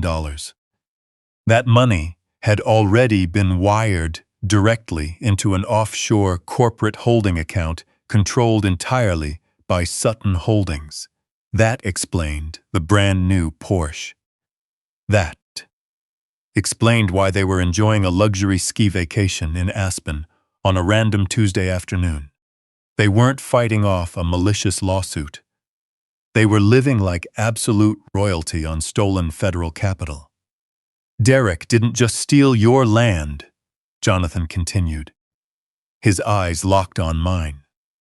By presenting a fraudulently obtained deed to a federally insured banking institution to secure commercial financing, your son-in-law crossed a massive legal line. He committed textbook, undeniable federal wire fraud and aggravated bank fraud. This is no longer just a civil dispute over a family property transfer. This is a major federal felony carrying mandatory decades in prison. The silence in the office was deafening. As I absorbed the sheer weight of the data, my daughter and her husband had mortgaged my past to fund their immediate, insatiable greed, and in the process, they had handed me the exact weapon that could destroy them. If I simply sued them in civil court to overturn the deed, Derek would drag the process out for years, using the very funds he stole from me. But federal bank fraud was a different beast entirely. The federal government doesn't negotiate with thieves who defraud their banking institutions. They freeze assets immediately. They deploy tactical agents. They crush criminals with the full, unyielding weight of the law. I looked at Jonathan, feeling a cold, calculating peace settle over my mind. My performance of cognitive decline had worked perfectly. They thought I was rotting away in my armchair, completely unaware that I was actively assembling a financial nuclear weapon right beneath their feet. So, what is our precise tactical approach, Mr. Brooks? I asked, my voice ringing clearly in the quiet room. I don't want to merely scare them. I want this trap to snap shut so fast, they won't even have time to blink. Jonathan smiled again, gathering the documents and tapping them neatly against the desk. We build an impenetrable fortress of evidence, he answered smoothly. We trace every single dollar of that $2.5 million wire transfer. We document their luxury spending, proving the funds were not used for legitimate corporate survival. We compile an absolutely damning dossier that leaves federal prosecutors no choice but to take immediate action. And while we do that, you go home. You continue playing the role of the fading, confused father. You let them survey your lawn. You let them plan their shopping center. You let them believe they are the smartest people in all of Texas. We will quietly let them keep digging their own grave. until the exact moment we decide to bury them under the absolute, inescapable weight of their own massive greed and unthinkable betrayal. Jonathan Brooks stared down at the banking documents, spread across his immaculate mahogany desk. His jaw set so tight, the muscles in his cheeks twitched. As a veteran attorney who had spent decades dismantling complex financial fraud, he was not easily shocked. Yet, the sheer, brazen audacity of Derek's scheme had ignited a fierce professional fury deep within him. He had just laid out the timeline of a flawlessly executed, multi-million-dollar robbery, but his legal mind couldn't bear the thought of stolen capital vanishing into thin air. He suddenly pushed his heavy leather chair back, its wheels gliding silently across the plush carpet, and reached for the secure landline telephone resting on the corner of his desk. "Mr. Cole," Jonathan said, his voice dropping into a stern, authoritative register. "I appreciate the tactical patience of waiting, but we cannot allow $2.5 million in illicit federal funds to settle in Caribbean tax havens. Once that money is dispersed through offshore shell accounts, recovering it becomes an international jurisdictional nightmare.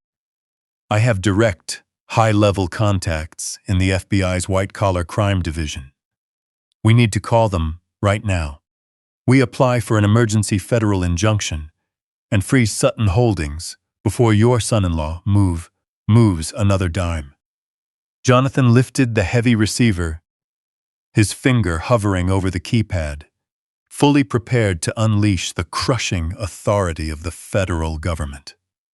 But before he could dial the first number, I reached across the wide desk and placed my hand firmly over his.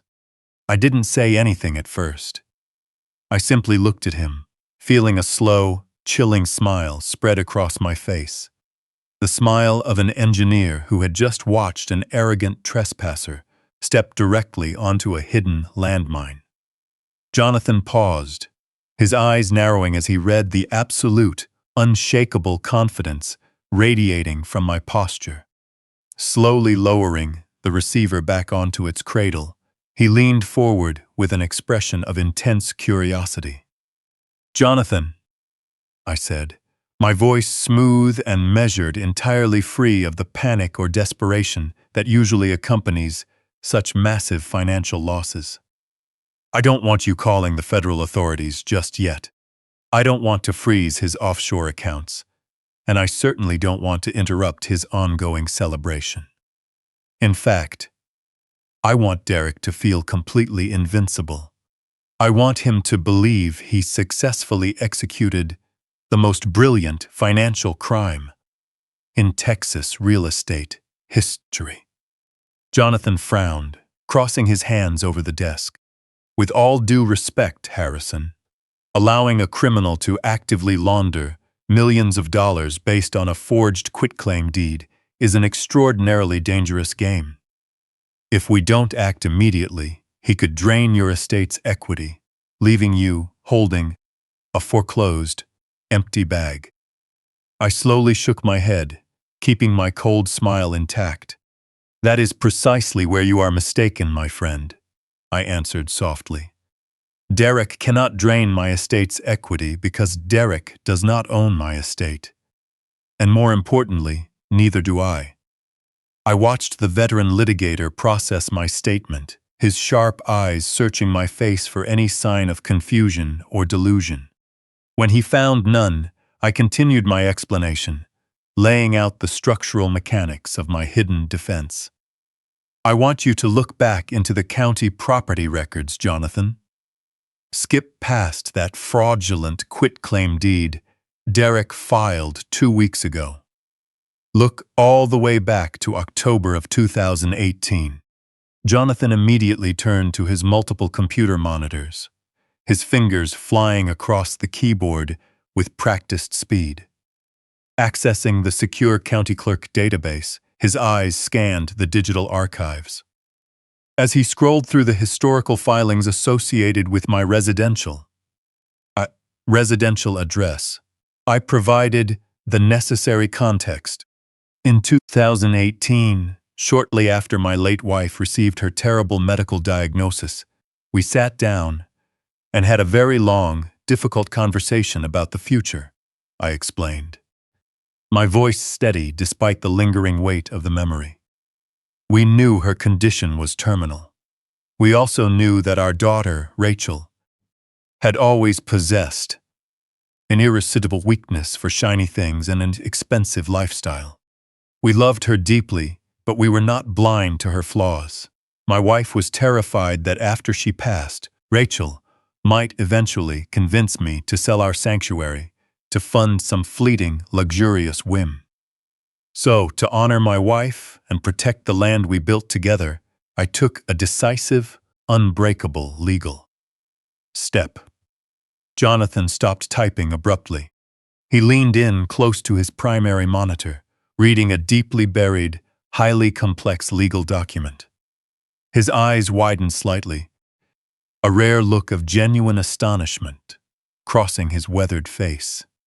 I hired a specialized trust firm in Dallas, a team entirely unconnected to anyone in Austin. I continued, detailing the architecture of my hidden fortress.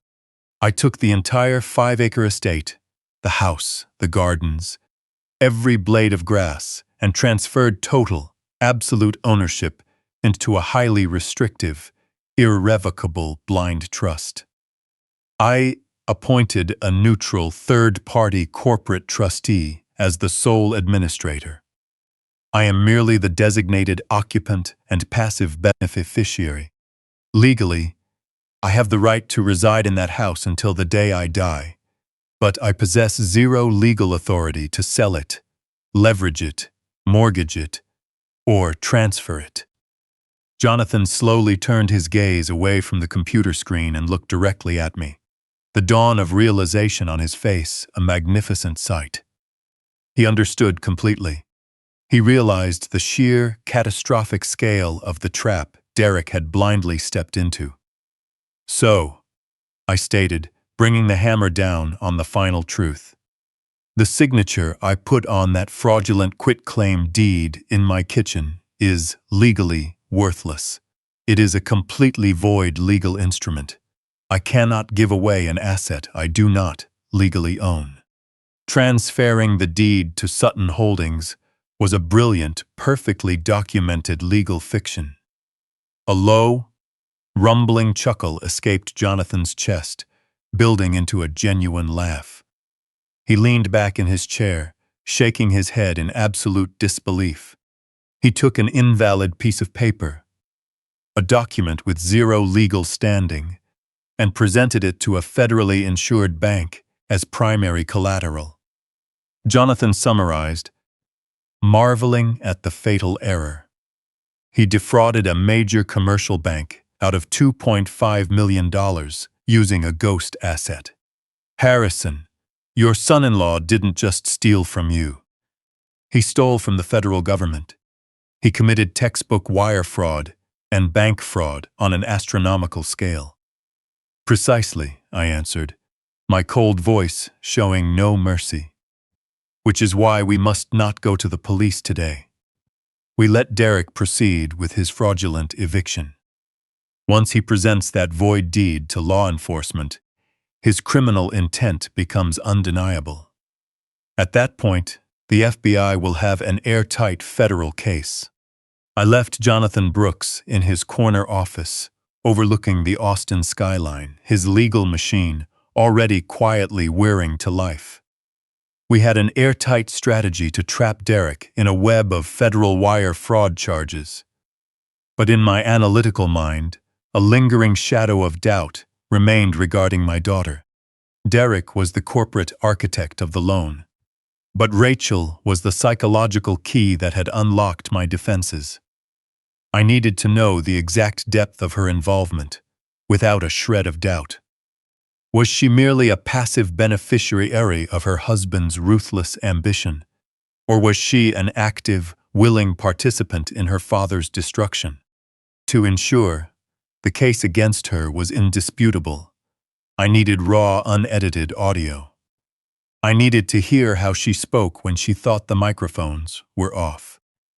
I drove to a specialized electronics retailer on the edge of the city and purchased a military-grade, voice-activated micro-recorder equipped with real-time cellular transmission and a continuous GPS tracker.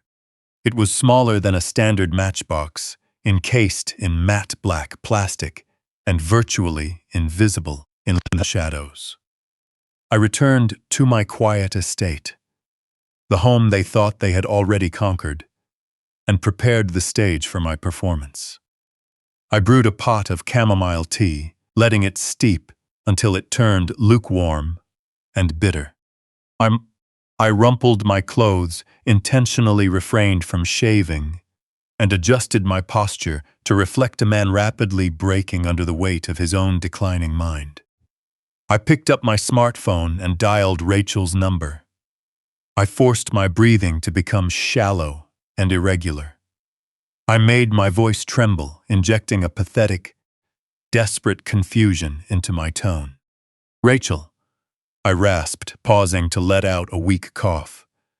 "I'm having a terrible day today. I can't find my property tax papers, and my chest feels terribly tight.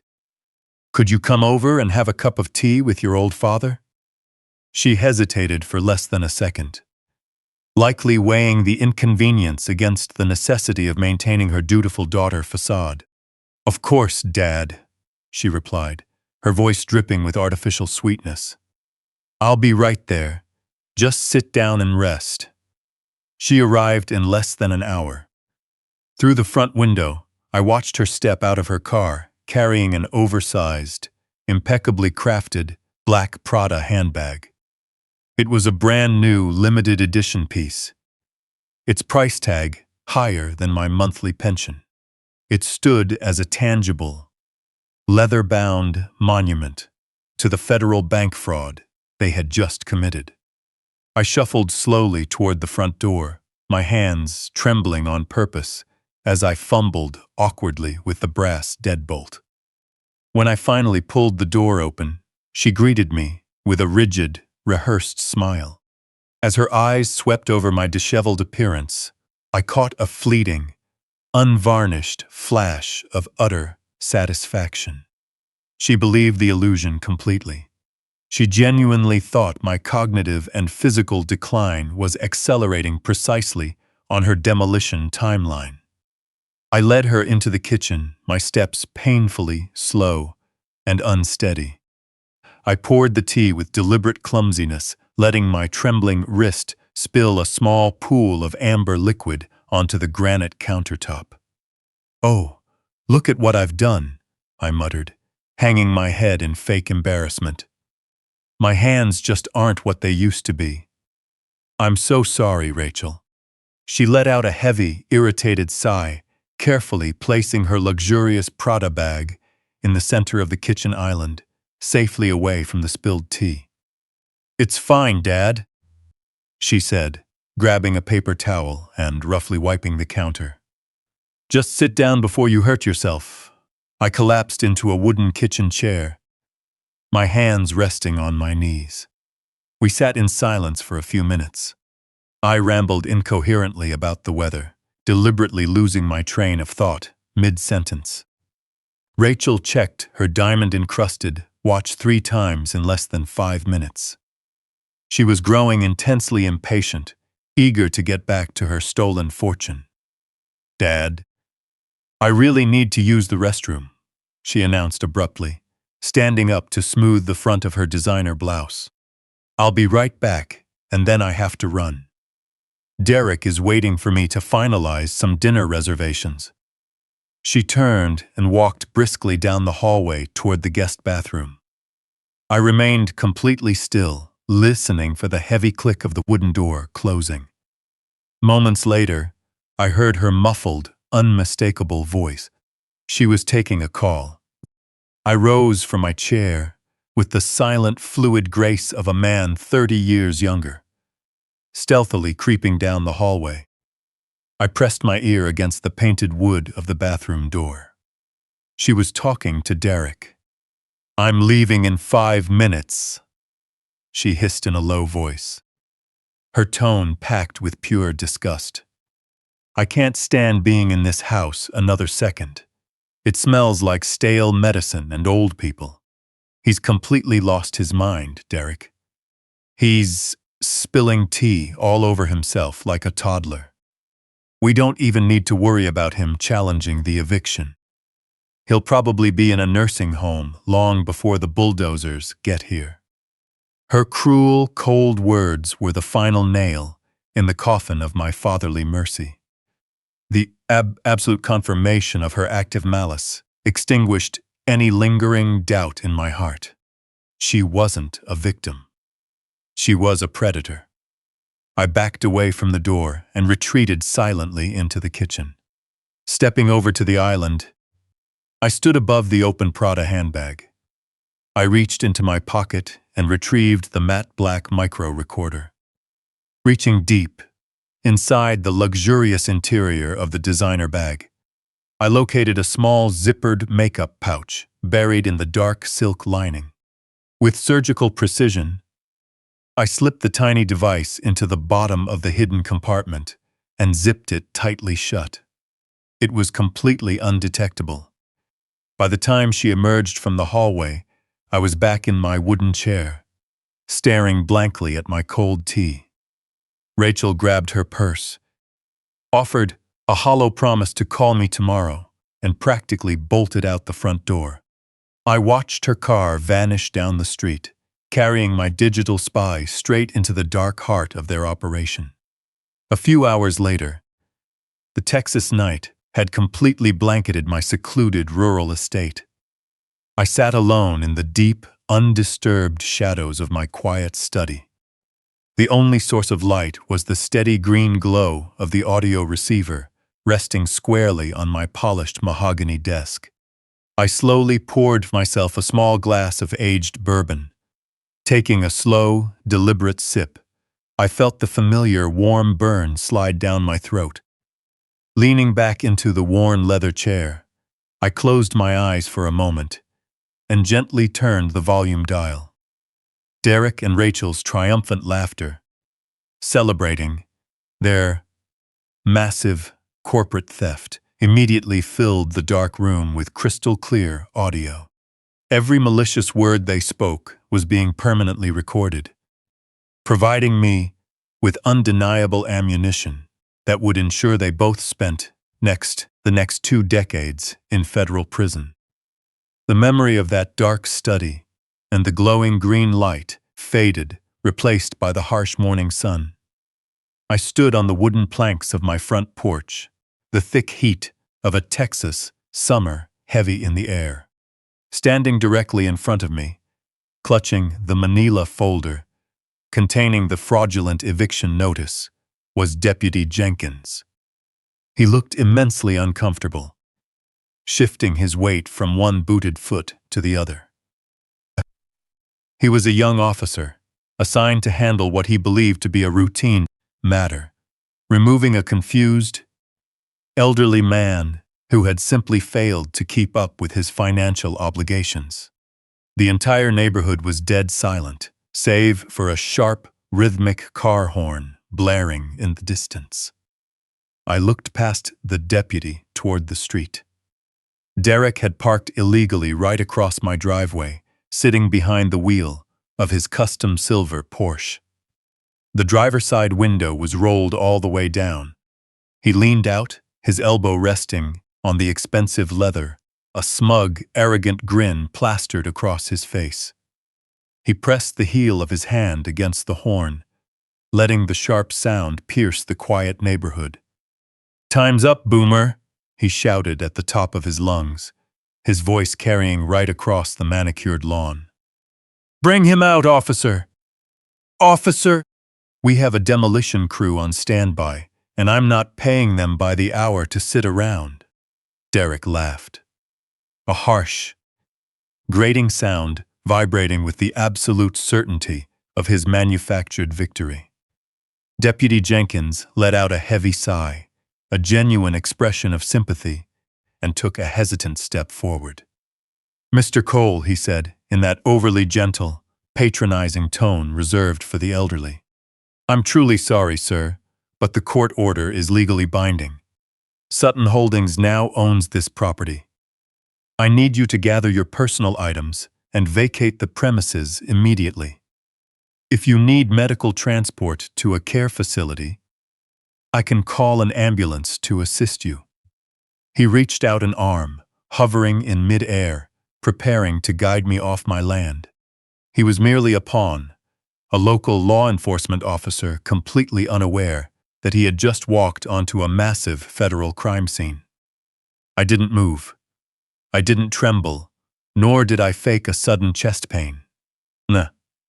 The pathetic, deteriorating old man completely vanished. I straightened my posture, threw my shoulders back, and looked the deputy dead in the eye. Nah. Son, the sudden shift in my demeanor made him freeze, his hand slowly dropping back to his side. The pity in his expression was instantly replaced by sharp, defensive confusion. "Officer Jenkins," I said, my voice echoing with the cold authority I had refined over 30 years of commanding offshore oil rigs. Before you execute that document, and before you make the single largest, most catastrophic professional error of your entire career in law enforcement, I want you to hear exactly what my dear daughter had to say last night. I reached into my front pants pocket and pulled out my smartphone. I didn't fumble awkwardly at the screen. My hand was steady as a rock. With a single tap on the glass, I accessed the secure audio file I had downloaded directly from the micro recorder hidden inside Rachel's purse. Resting on the heavy wooden railing of my porch, disguised among the potted ferns, was a heavy-duty Bluetooth speaker. I had purchased it specifically for this moment. It was designed to project clear sound over the roar of heavy machinery. I connected to the wireless network. The speaker let out a low chime, confirming the link. I looked across the street. Derek had stopped honking, his arrogant smile fading slightly as he noticed the sudden delay on the porch. I slid the volume bar on my phone screen all the way to its absolute limit and pressed play. Flawless, pristine audio erupted from the speaker, booming through the quiet suburban street like a thunderclap. Rachel's voice, captured just hours earlier in their townhouse, echoed off the brick walls of the neighboring homes. "Derek, you have to call the bank manager first thing in the morning." Her voice blasted, trembling with greed and excitement. "We need to initiate the second wire transfer before that old fool realizes he's been locked out of his accounts."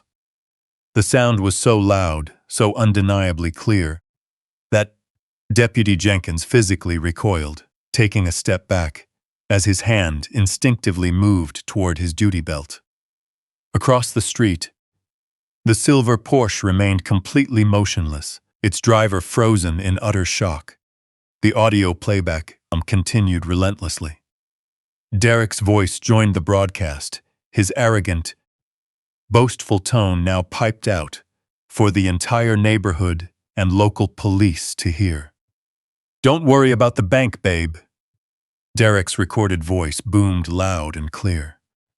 "The collateral is completely locked down. That idiot didn't even read the fine print before signing the quitclaim deed. He bought the tax management lie hook, line, and sinker. We just used a ghost asset to secure a $2.5 million federal commercial loan. And the best part is, he still thinks he owns the dirt under his feet."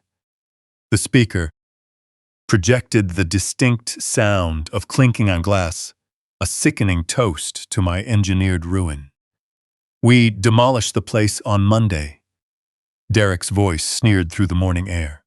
"And the federal cash will be safely offshore by Tuesday afternoon."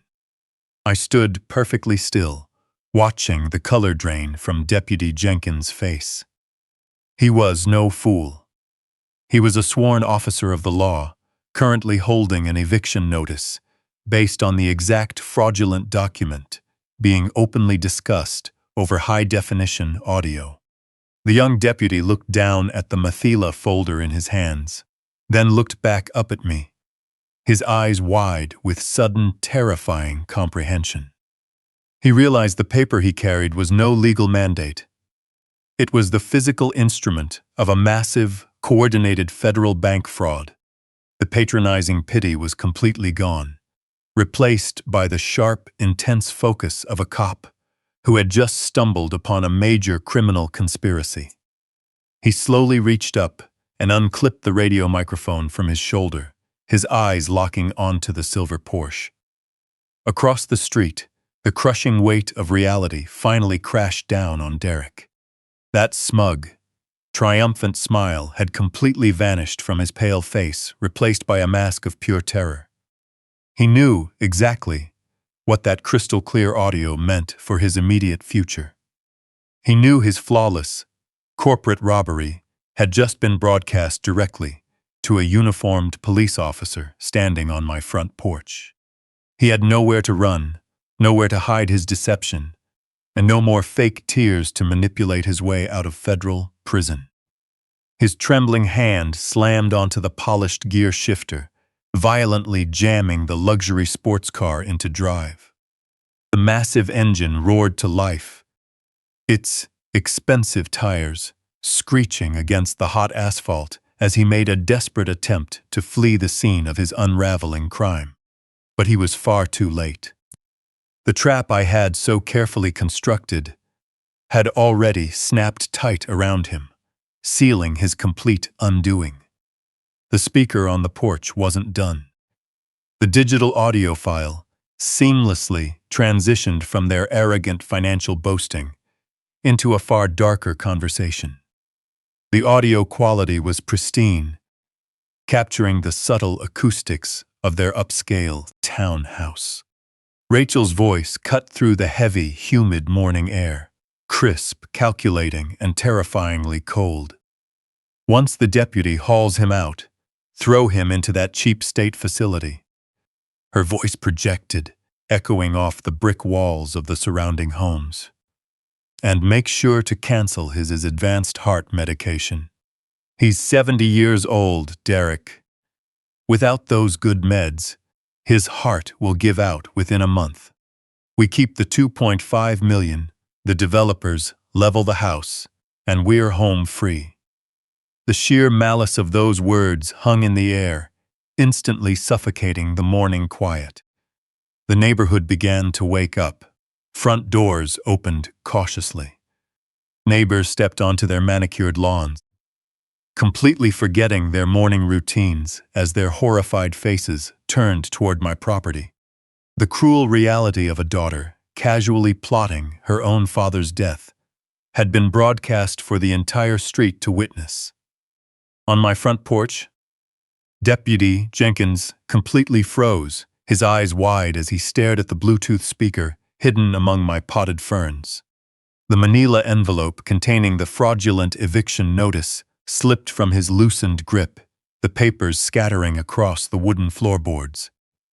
He was no longer dealing with a confused, elderly man resisting a legal property transfer.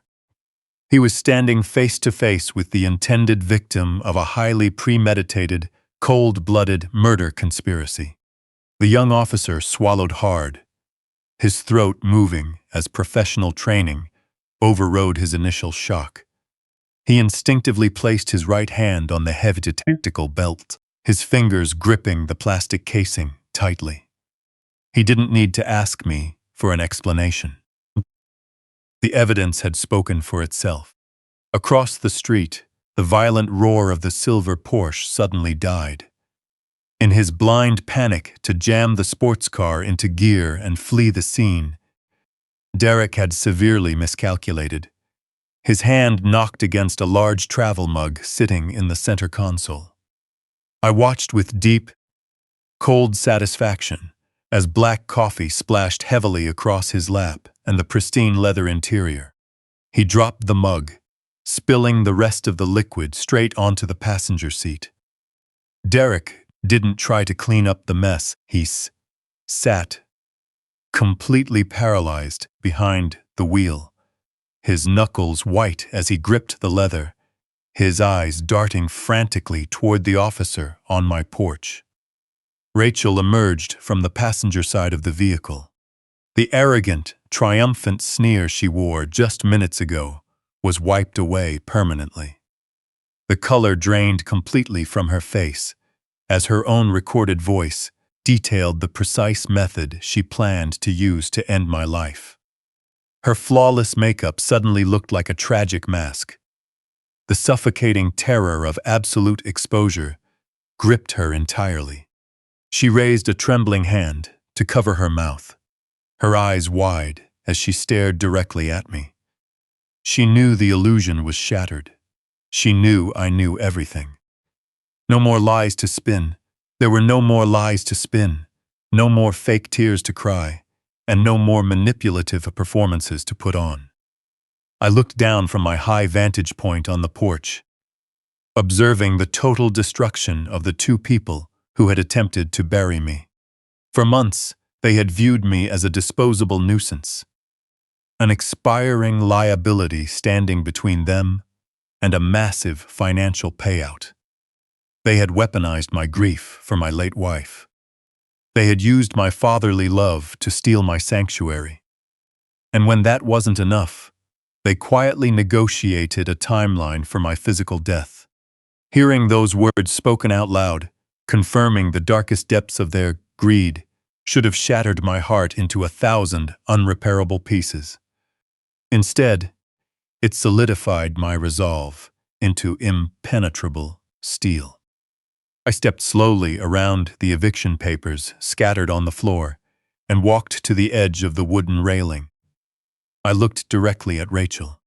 I didn't raise my voice, nor did I show a hint of anger. I simply gave her the hollow stare of a man who had completely severed all emotional ties.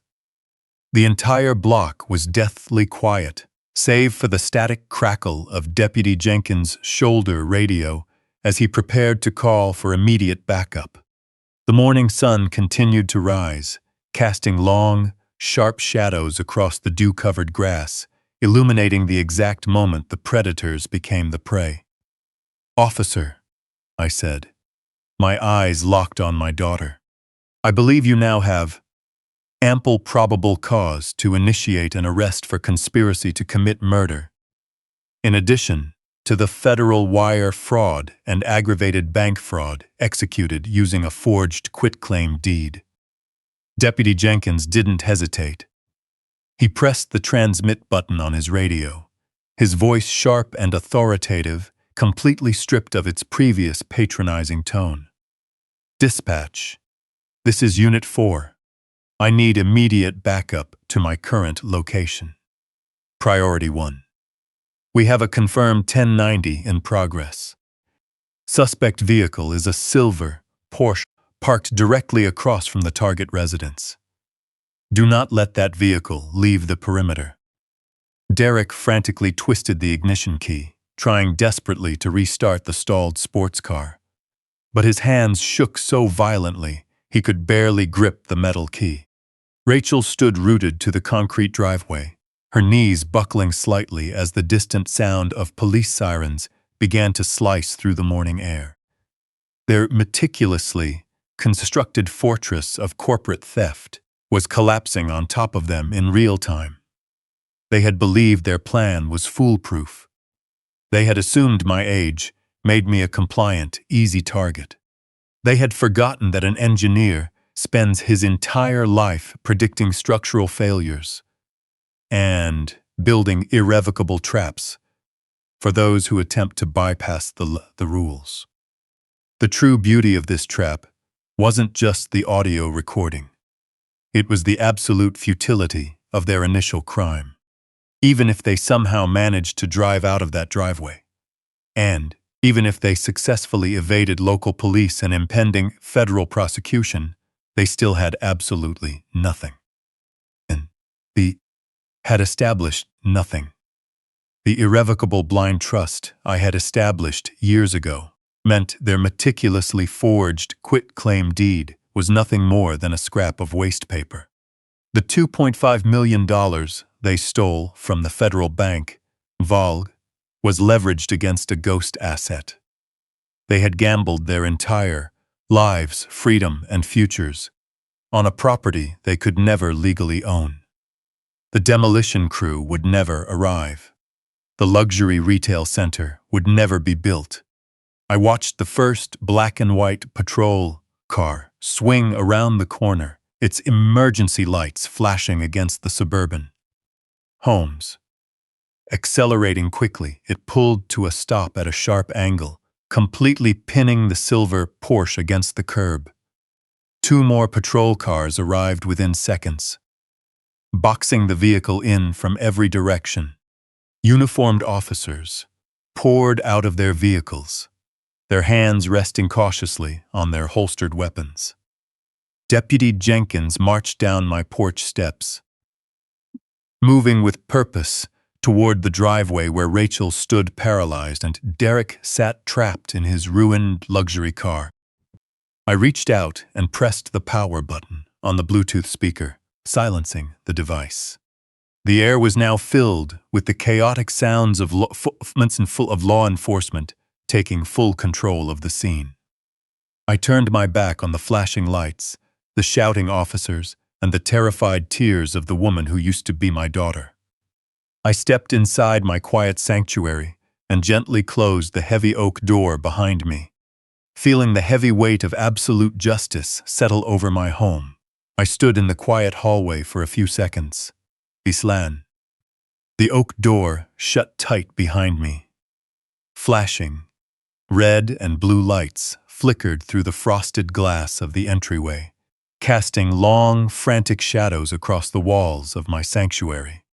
I had intended to let the authorities handle the rest. I had intended washing my hands of the 2 people who had plotted to end my life. But the cold, calculating engineer in my brain demanded a final, decisive closure. A system isn't fully decommissioned until the last valve is shut and the pressure is permanently neutralized. I reached out, took hold of the brass handle, and pulled the heavy door open once more. As I stepped back onto the wooden planks of my front porch, the humid Texas air rushed to meet me. Deputy Jenkins and 3 other heavily armed officers had already drawn their sidearms, their voices cutting through the morning humidity as they ordered Derek out of the silver Porsche. I walked down the 3 wooden steps, my boots making a slow, deliberate sound against the concrete walkway. I didn't yell. I didn't shed a single tear. My breathing was completely level, my heart beating with the steady rhythm of a man who had reclaimed absolute authority. I walked slowly across the asphalt of the road, moving like a ghost returning from the grave with quiet authority, parting the sea of flashing police cars. The entire block was completely captivated by the spectacle unfolding before them. People stood on their manicured lawns in mourning robes, watching in stunned silence as the wealthy, arrogant couple from the city was systematically dismantled. Derek was pinned hard against the hood of his ruined luxury car, his hands secured behind his back in heavy steel handcuffs. His face was pressed against the hot metal, his eyes wide and darting frantically like a trapped animal. He was sweating profusely, the dark coffee stains soaking into the expensive fabric of his tailored pants. I didn't look at Derek. My gaze was locked entirely on Rachel. She stood near the edge of the driveway, trembling so violently, her knees nearly gave out completely. A female officer stood right beside her, gripping her upper arm firmly to prevent her from collapsing onto the concrete.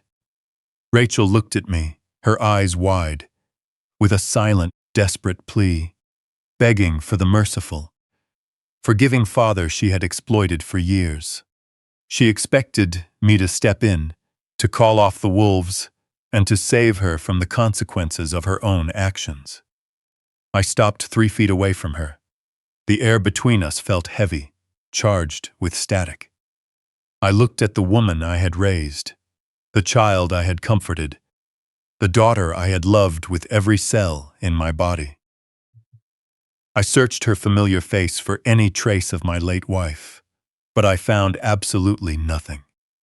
She was an empty shell, completely consumed by bottomless, cold greed.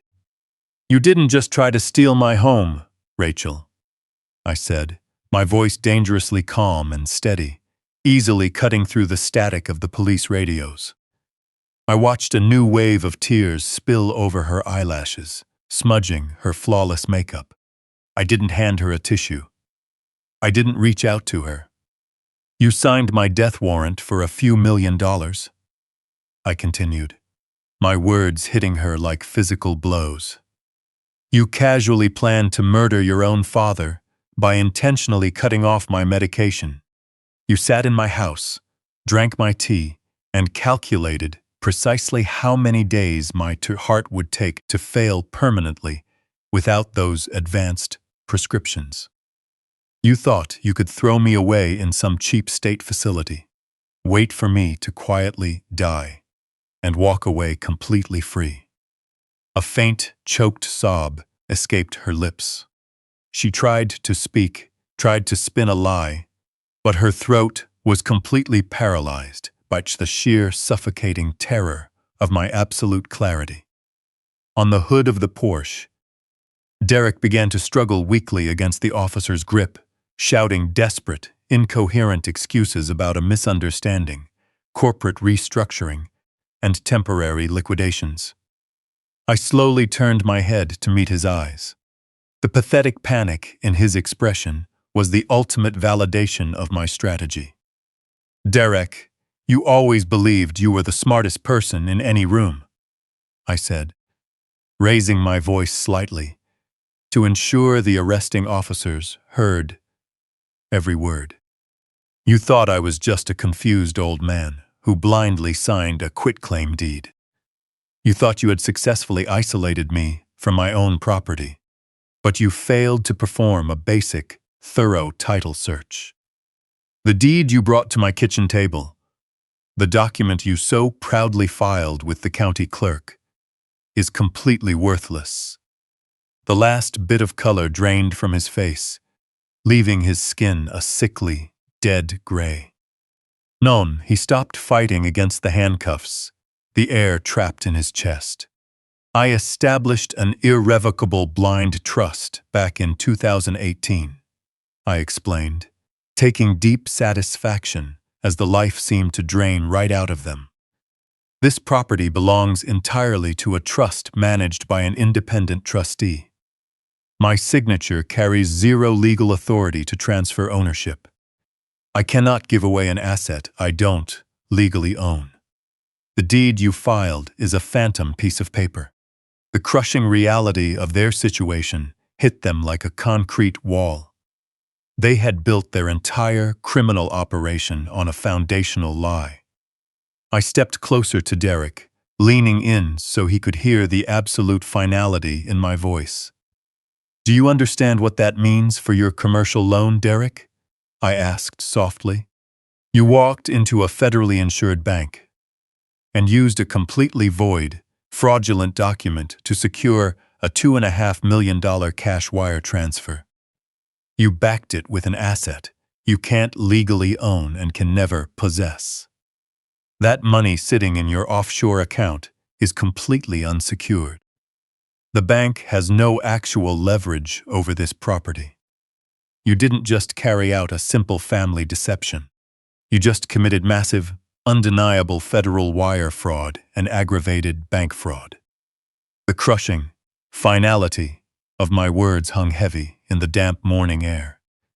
Derek's legs gave out, his knees, buckling as he slumped against the patrol car, kept upright only by the officer's firm grip. Rachel buried her face in her hands, letting out a loud, painful wail of pure, unvarnished despair. I had deliberately allowed them to carry out their fake eviction, letting them present their fraudulent papers to local law enforcement perfectly ensuring that federal authorities had an airtight, undeniable case of criminal intent. Standing in the bright Texas sun like a lone wolf who had successfully defended his sanctuary, I quietly watched as flashing patrol cars began taking away the wreckage of my broken family. The block remained dead quiet, standing as a solemn downfall of the two people who had so recklessly tried to destroy me, Just as the local patrol cars began securing the perimeter, the true scale of my response descended on the block. The sight of them being taken by local authorities was interrupted by a sound that shook the pavement beneath my feet.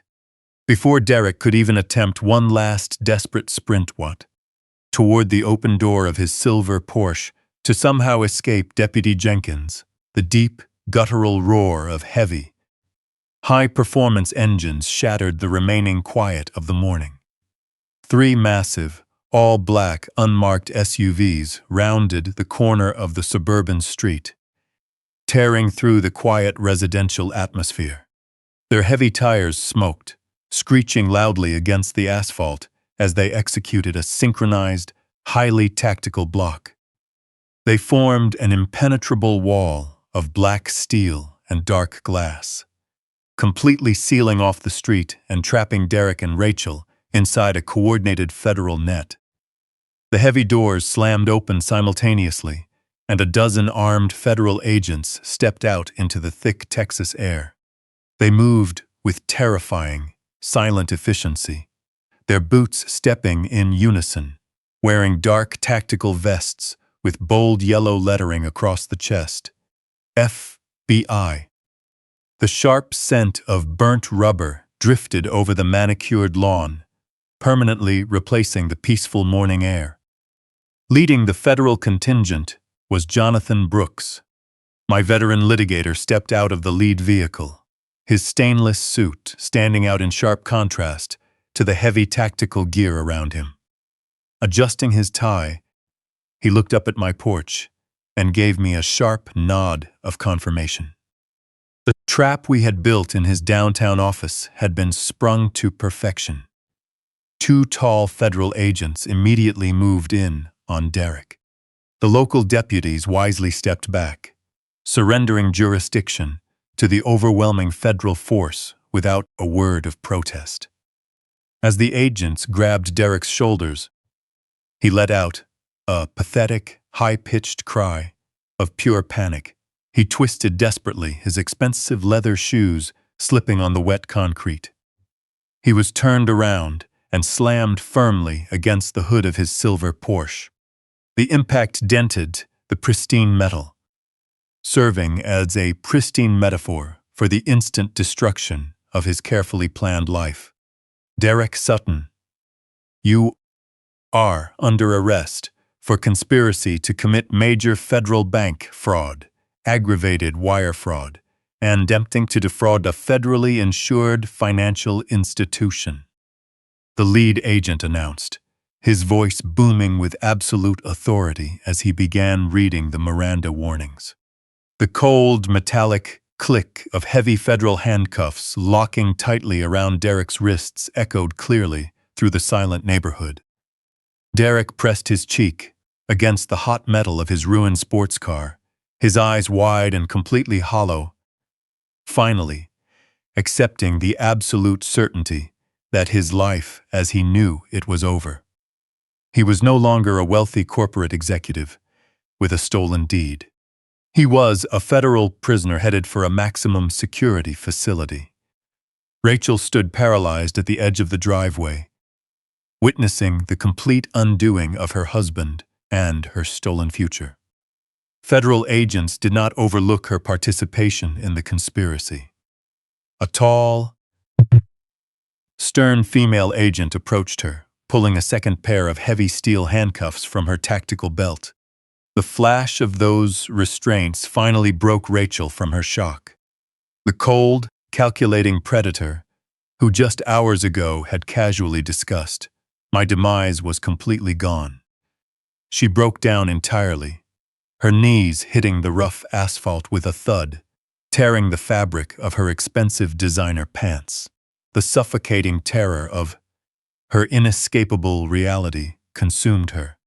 She began to sob hysterically, a harsh, ragged sound tearing from her throat. She looked up at me as I stood firm on the elevated porch. "Dad, please!" she screamed, her voice cracking with wild, uncontrollable despair, echoing down the block and drawing the horrified gazes of dozens of neighbors.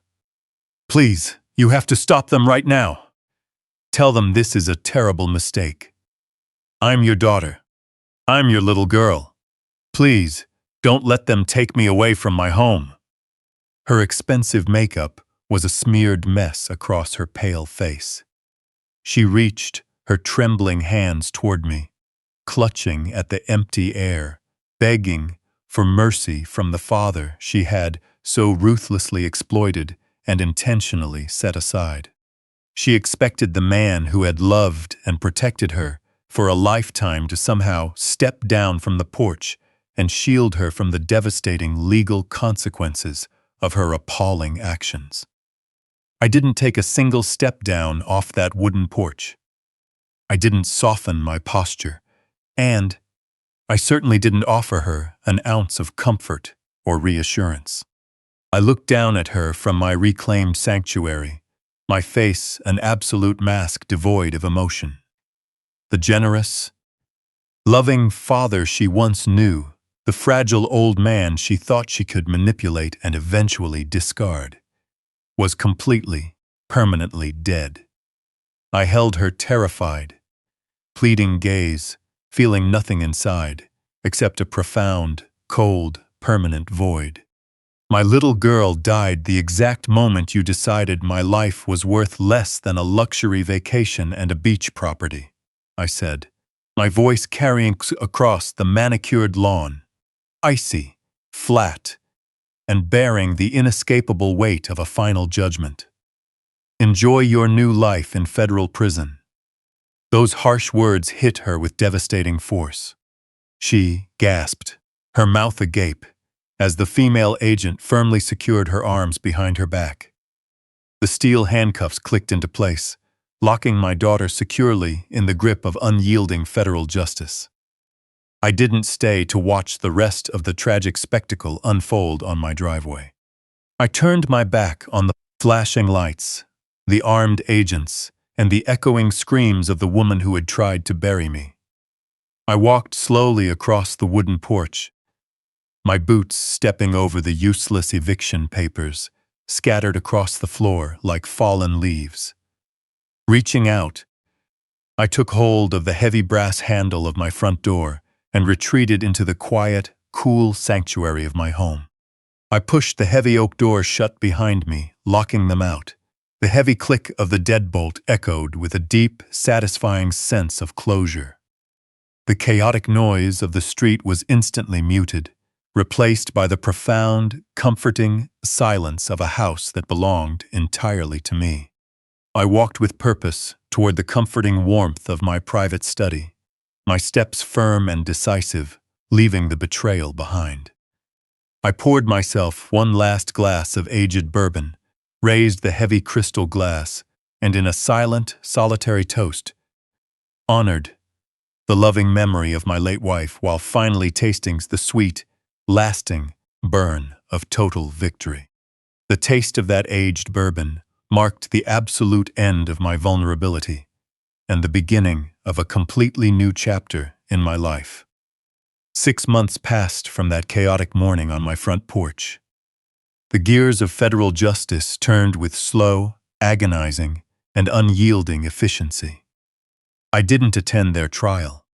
I had zero desire to sit in a sterile federal courtroom and watch the two people who had plotted against my life attempt to play the victims. Instead, I watched from the comfort of my quiet study as their lives spectacularly collapsed through the relentless coverage of evening news broadcasts. The media pounced on the story with a ravenous appetite. After all, it was a modern tragedy of corporate greed, family betrayal, and incredible arrogance. Financial reporters detailed every aspect of Derek's scheme. They meticulously explained how he had forged my signature, bypassed commercial loan agreements, and attempted to launder $2.5 million through his offshore shell company. Federal prosecutors were relentless when presenting their evidence.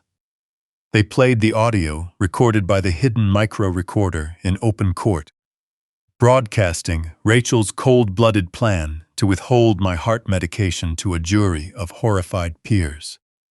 Reports noted that when her recorded laughter echoed off the wood-paneled walls, the entire courtroom fell into a stunned, deafening silence. No defense strategy could overcome the sound of a daughter actively anticipating her father's fatal medical emergency. Derek's high-priced defense attorneys struggled helplessly, completely unable to dismantle the paper trail of their fraudulent, offshore accounts or counter the undeniable reality of the void quitclaim deed. The jury deliberated for less than 3 hours. The presiding federal judge handed down consecutive maximum sentences for major bank fraud, wire fraud, and conspiracy to cause bodily harm. Both Derek and Rachel were sentenced to 25 years in a maximum security federal prison, completely stripped of any possibility of early parole. But that criminal sentencing was merely the beginning of their complete undoing. The federally insured commercial bank, eager to recover the massive funds Derek had recklessly taken and quickly dispersed, initiated a total and immediate asset seizure. The bank's legal team moved with a vicious speed that made Derek's initial eviction attempt look like child's play. They completely liquidated Derek's corporate accounts. They seized the custom silver Porsche sitting in the police impound lot. They foreclosed on their pristine townhouse, legally auctioning off every piece of designer furniture, every piece of expensive jewelry, and every limited edition Prada handbag Rachel had ever collected. They were reduced to absolute, staggering poverty, forced to trade their manufactured luxury for standard-issue canvas prison uniforms and the desolate concrete walls of a federal facility.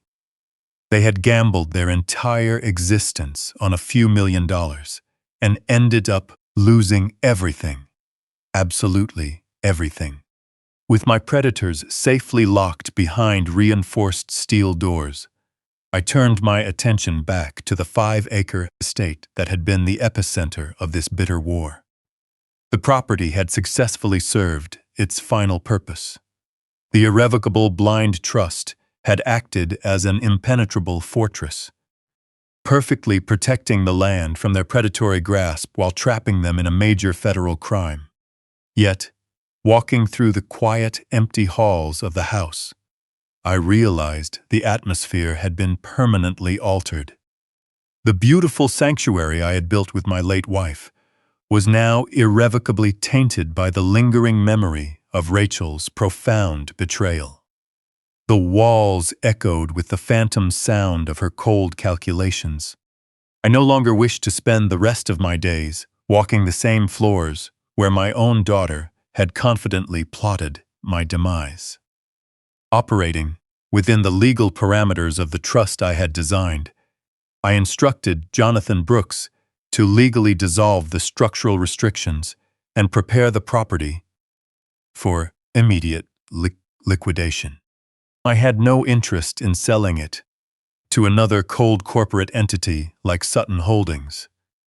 Instead, I carefully vetted potential buyers, ultimately selecting a respected, ethical development firm from Dallas that specialized in sustainable, community-focused residential projects. They recognized the immense value of the prime suburban land and offered a clean, immediate cash transaction. I finalized the sale of the 5-acre estate for a staggering $5 million. I signed the legal binding closing documents in Jonathan's downtown office. A stark, poetic contrast to the fraudulent paperwork Derek had once tried to force upon me in my kitchen. Taking the substantial proceeds from the sale of the estate, combined with my already comfortable retirement savings, I bade a permanent farewell to Texas. I longed for a complete geographic and psychological break from the darkest chapter of my life. Traveling south, I ultimately purchased a breathtaking, ultra-modern penthouse high above the sun-drenched coastline of Miami, Florida. The dazzling white walls and floor-to-ceiling glass panels of my new home offered uninterrupted panoramas of the vast, shimmering Atlantic Ocean. The heavy, oppressive shadows of my old study were permanently replaced by the bright, restoring energy of tropical sunlight. In the months that followed, my physical transformation was remarkable. The frail, disheveled, declining old man I had once performed was completely banished. I resumed a rigorous daily exercise routine. I ate exceptionally well. My posture straightened. My mind remained razor-sharp, and my heart beat with vibrant, unyielding life. The sea salt breeze blowing through my open balcony doors felt like a daily baptism, washing away the bitter remnants of the past. I had successfully severed a malignant growth from my life, and the resulting sense of freedom was intoxicating. Yet, my decisive victory required one final constructive act. The sheer cruelty of Rachel's plan to cut off my advanced medication had left a profound mark on me. I couldn't easily forget the harsh reality that countless elderly individuals suffer and perish, simply because they cannot afford life-saving prescriptions. I set aside a substantial portion of the proceeds from the estate sale, and, in loving and honorable memory of my late wife, officially established a generously endowed medical charitable foundation.